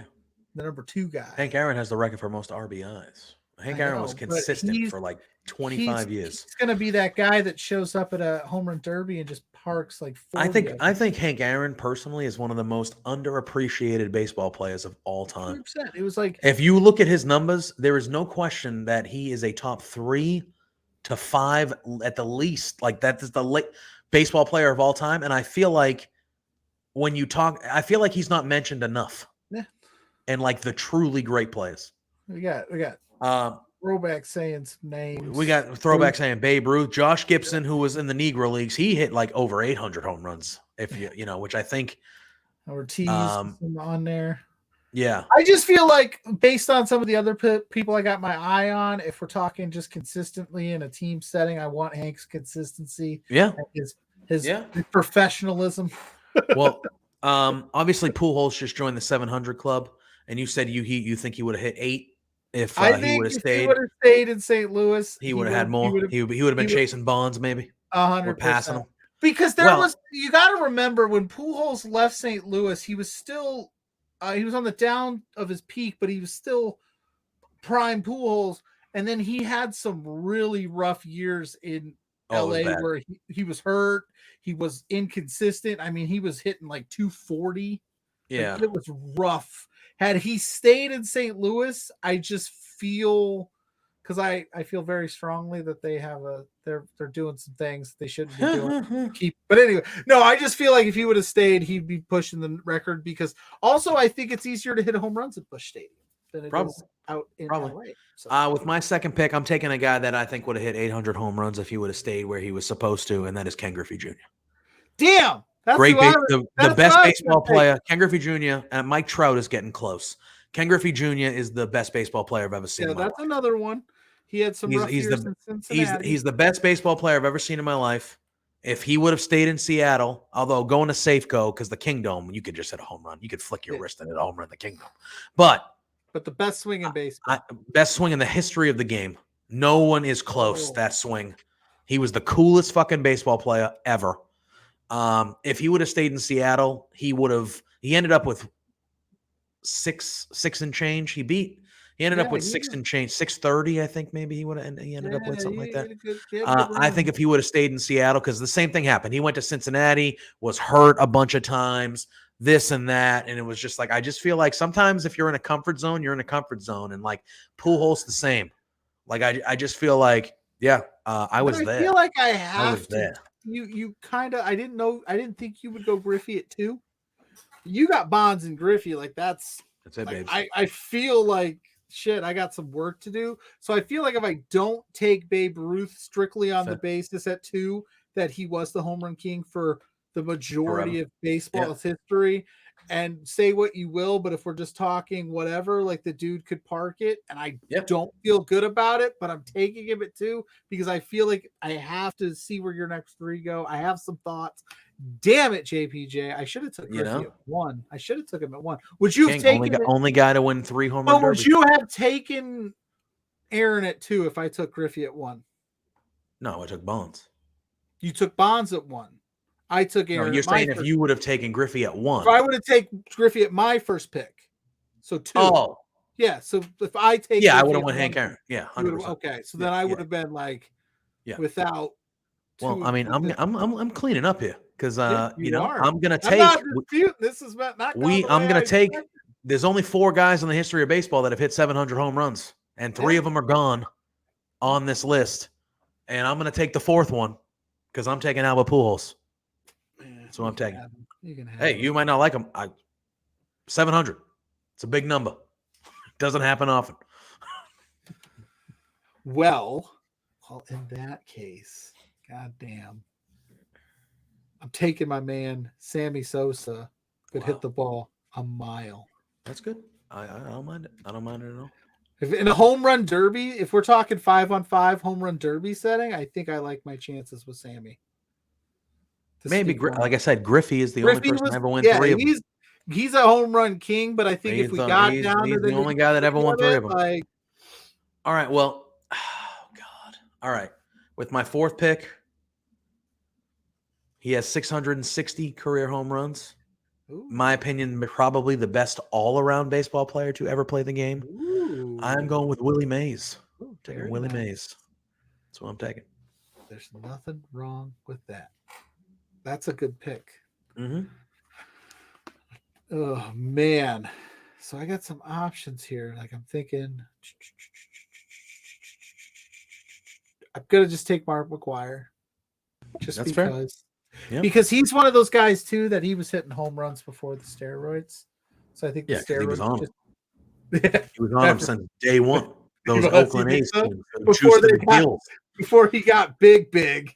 Yeah, they were juice to the But gills. again, home run derby setting. I think I like my chances here. I got to have some power. I feel like your first 2 picks, like I would argue that probably wraps it up. But that's a good 1-2 punch. But I like where I'm going. I mean, I'm going to wrap it up for good here because Oh, with yeah? my 5th pick, Oh yeah. I am taking a man who has 541 career home runs. I'm taking a man who is the most clutch baseball hit player in the history of baseball. I'm taking the newest member of the Baseball Hall of Fame. I am taking my man, Big Papi, David Ortiz. Oh wow. Do you so does Sorry. like I got Barry Bonds, but Ken is Griffey he on Jr. is he on the juice too? No. No, he's not juicing. Nope. No, never. Not even dabbled. I don't think so. Didn't even look it up. Didn't even have it in his Google search bar. I don't know his search history, but all I know is that he ended up on a list, but it was proven that it was bullshit. So I'm good. Technically, Barry Bonds, if you want to get technical, Barry Bonds never failed the test. Roger Clemens. I am pro that. Like what happened in the 80s, 90s in baseball, especially in the 90s, like none of them fucking failed. There was no testing for it. You guys were like just blind to it because you're like, oh, look at these people just not like you had guys. It was just a home run derby. Yeah. I just think it's funny that some guys get a pass and some don't. Yeah. When I personally saying believe Ted Williams. He's saying Ted Williams. Who can have? I think all of them are on it. Who? All of them. Most of them. I have a tough time thinking like Griffey or Ripken or Jeter, even though I hate Derek Jeter. Overrated as can be. Like one of the most overrated baseball players of fucking all time. It's unbelievable. Derek Jeter. Unbelievable. Oh my God. Like he's a good player. He was a good player, and he played for a long time. No. Do I take Not the only reason. No, I'll fucking fight anybody. The only reason Derek Jeter is viewed the way that he is viewed is because he was a New York Yankee. If Derek Jeter had the same career, but it was a Pittsburgh Pirate, nobody would give a fuck about Derek Jeter. Wait, are you talking team success or just individual success? Individual. If he had the same exact career in Pittsburgh, nobody would care. Nobody would care. Nobody cared. No, I'm saying statistic. I'm saying statistical career. Okay. I'm saying if he wasn't a New York Yankee and he was a San Diego Padre, don't matter. If he was a San Diego Padre and he had 3,000 hits and was clutch and all this stuff and blah, blah, blah, nobody would give a shit about Derek Jeter. But because he was a Yankee, everyone's like, oh, dude wasn't even the best shortstop in the league at any point in his career. They were better shortstops at every point. Like he was never the best person at his position at any point in his career. He was the most winning guy. Yes, he did win the most championships because his team was loaded and he was clutch and he's a great player. He's a Hall of Famer. He's a great player. I'm not saying he's bad. I'm just saying if he wasn't a Yankee, nobody would give a shit about. He wouldn't have a 10-part documentary. This was the take I wanted when I brought up Aaron Judge. But I'll take this. This is juicy. Get out of my face. Unbelievable. It's unbelievable. I still got to make a pick so we can get out of here. But take Derek Jeter.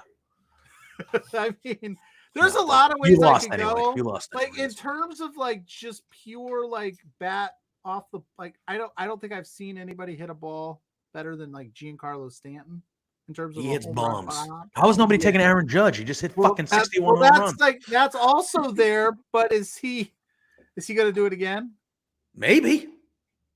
I think he could. I got Mantle on the mind too. I Yeah, think that's a great one as well. But I mean, it doesn't matter. I've already taken an L here.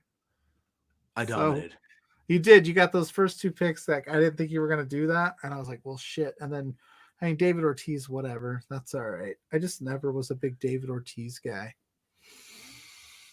Sorry. Bro. My bad. Guy single-handedly in the 2013 World Series, he batted 800. I'll just take 800. Mickey Mantle at 5. That's But fair. I love the way I actually thought if anybody was going to do it, it was going to be Stanton. I would have respected a Stanton or Judge. I would have. Well, what I mean by this, like this home run success that like Judge is having, I thought it would have been Stanton. Yeah, Stanton's just big. He's just his ball. It's like he just goes and it just goes. He doesn't even full swing. He just like ticks it and he's gone. Throwback. I assume this is Manny's a good one. Manny Ramirez, the best right-handed hitter I've ever seen before my truck. He got suspended for PEDs twice.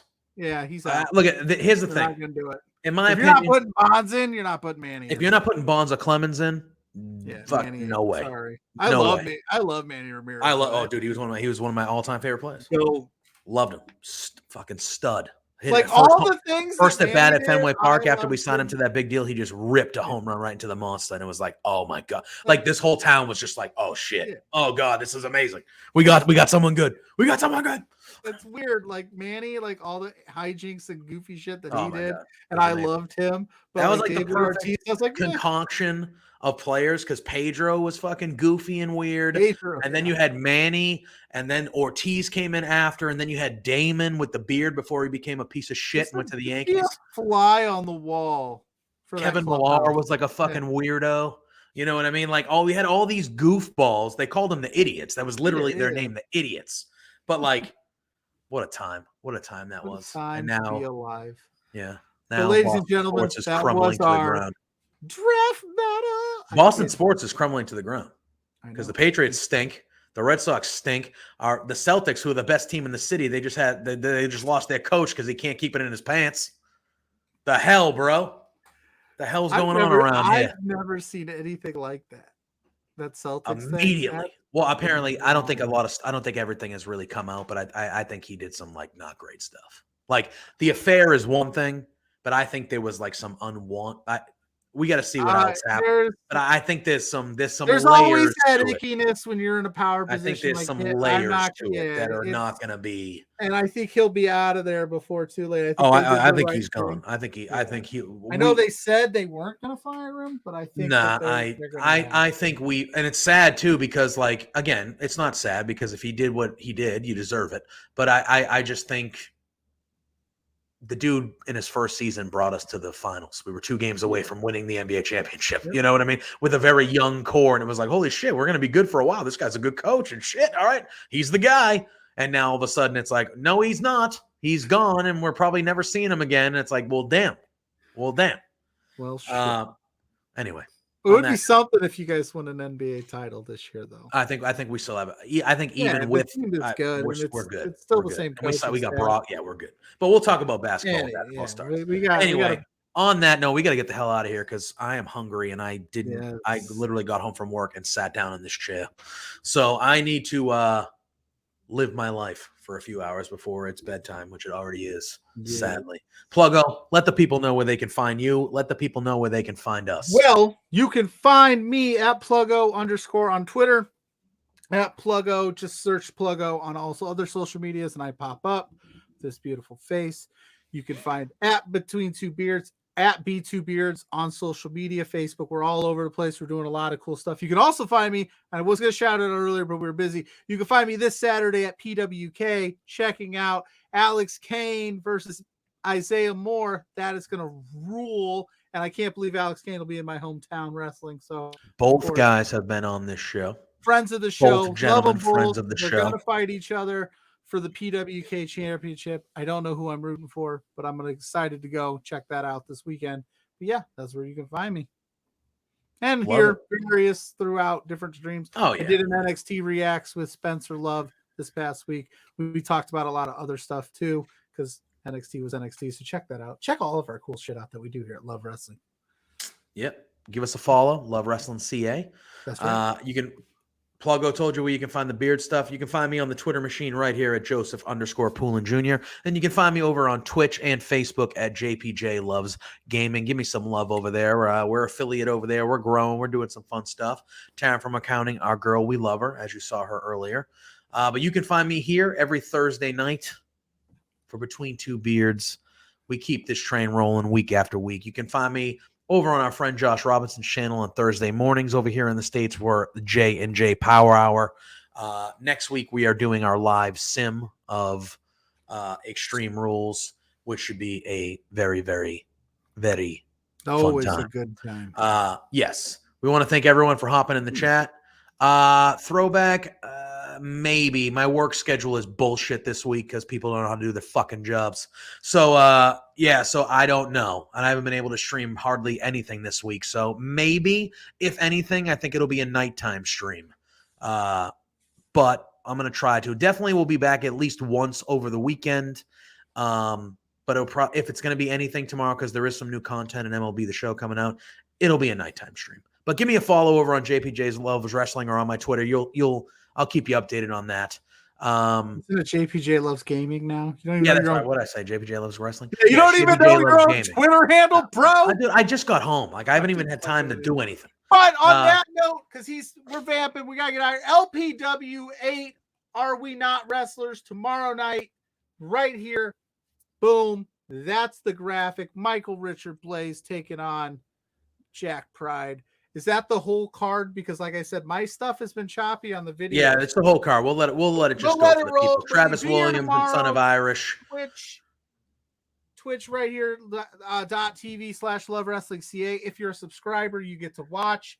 I mean, you get to chat. But if you're just a friend of the show and you love wrestling, come check us out. It's free for everybody. But please think about subscribing so you can chat with our beautiful faces tomorrow. Yeah. See, I'm just at the beginning of the card. Really?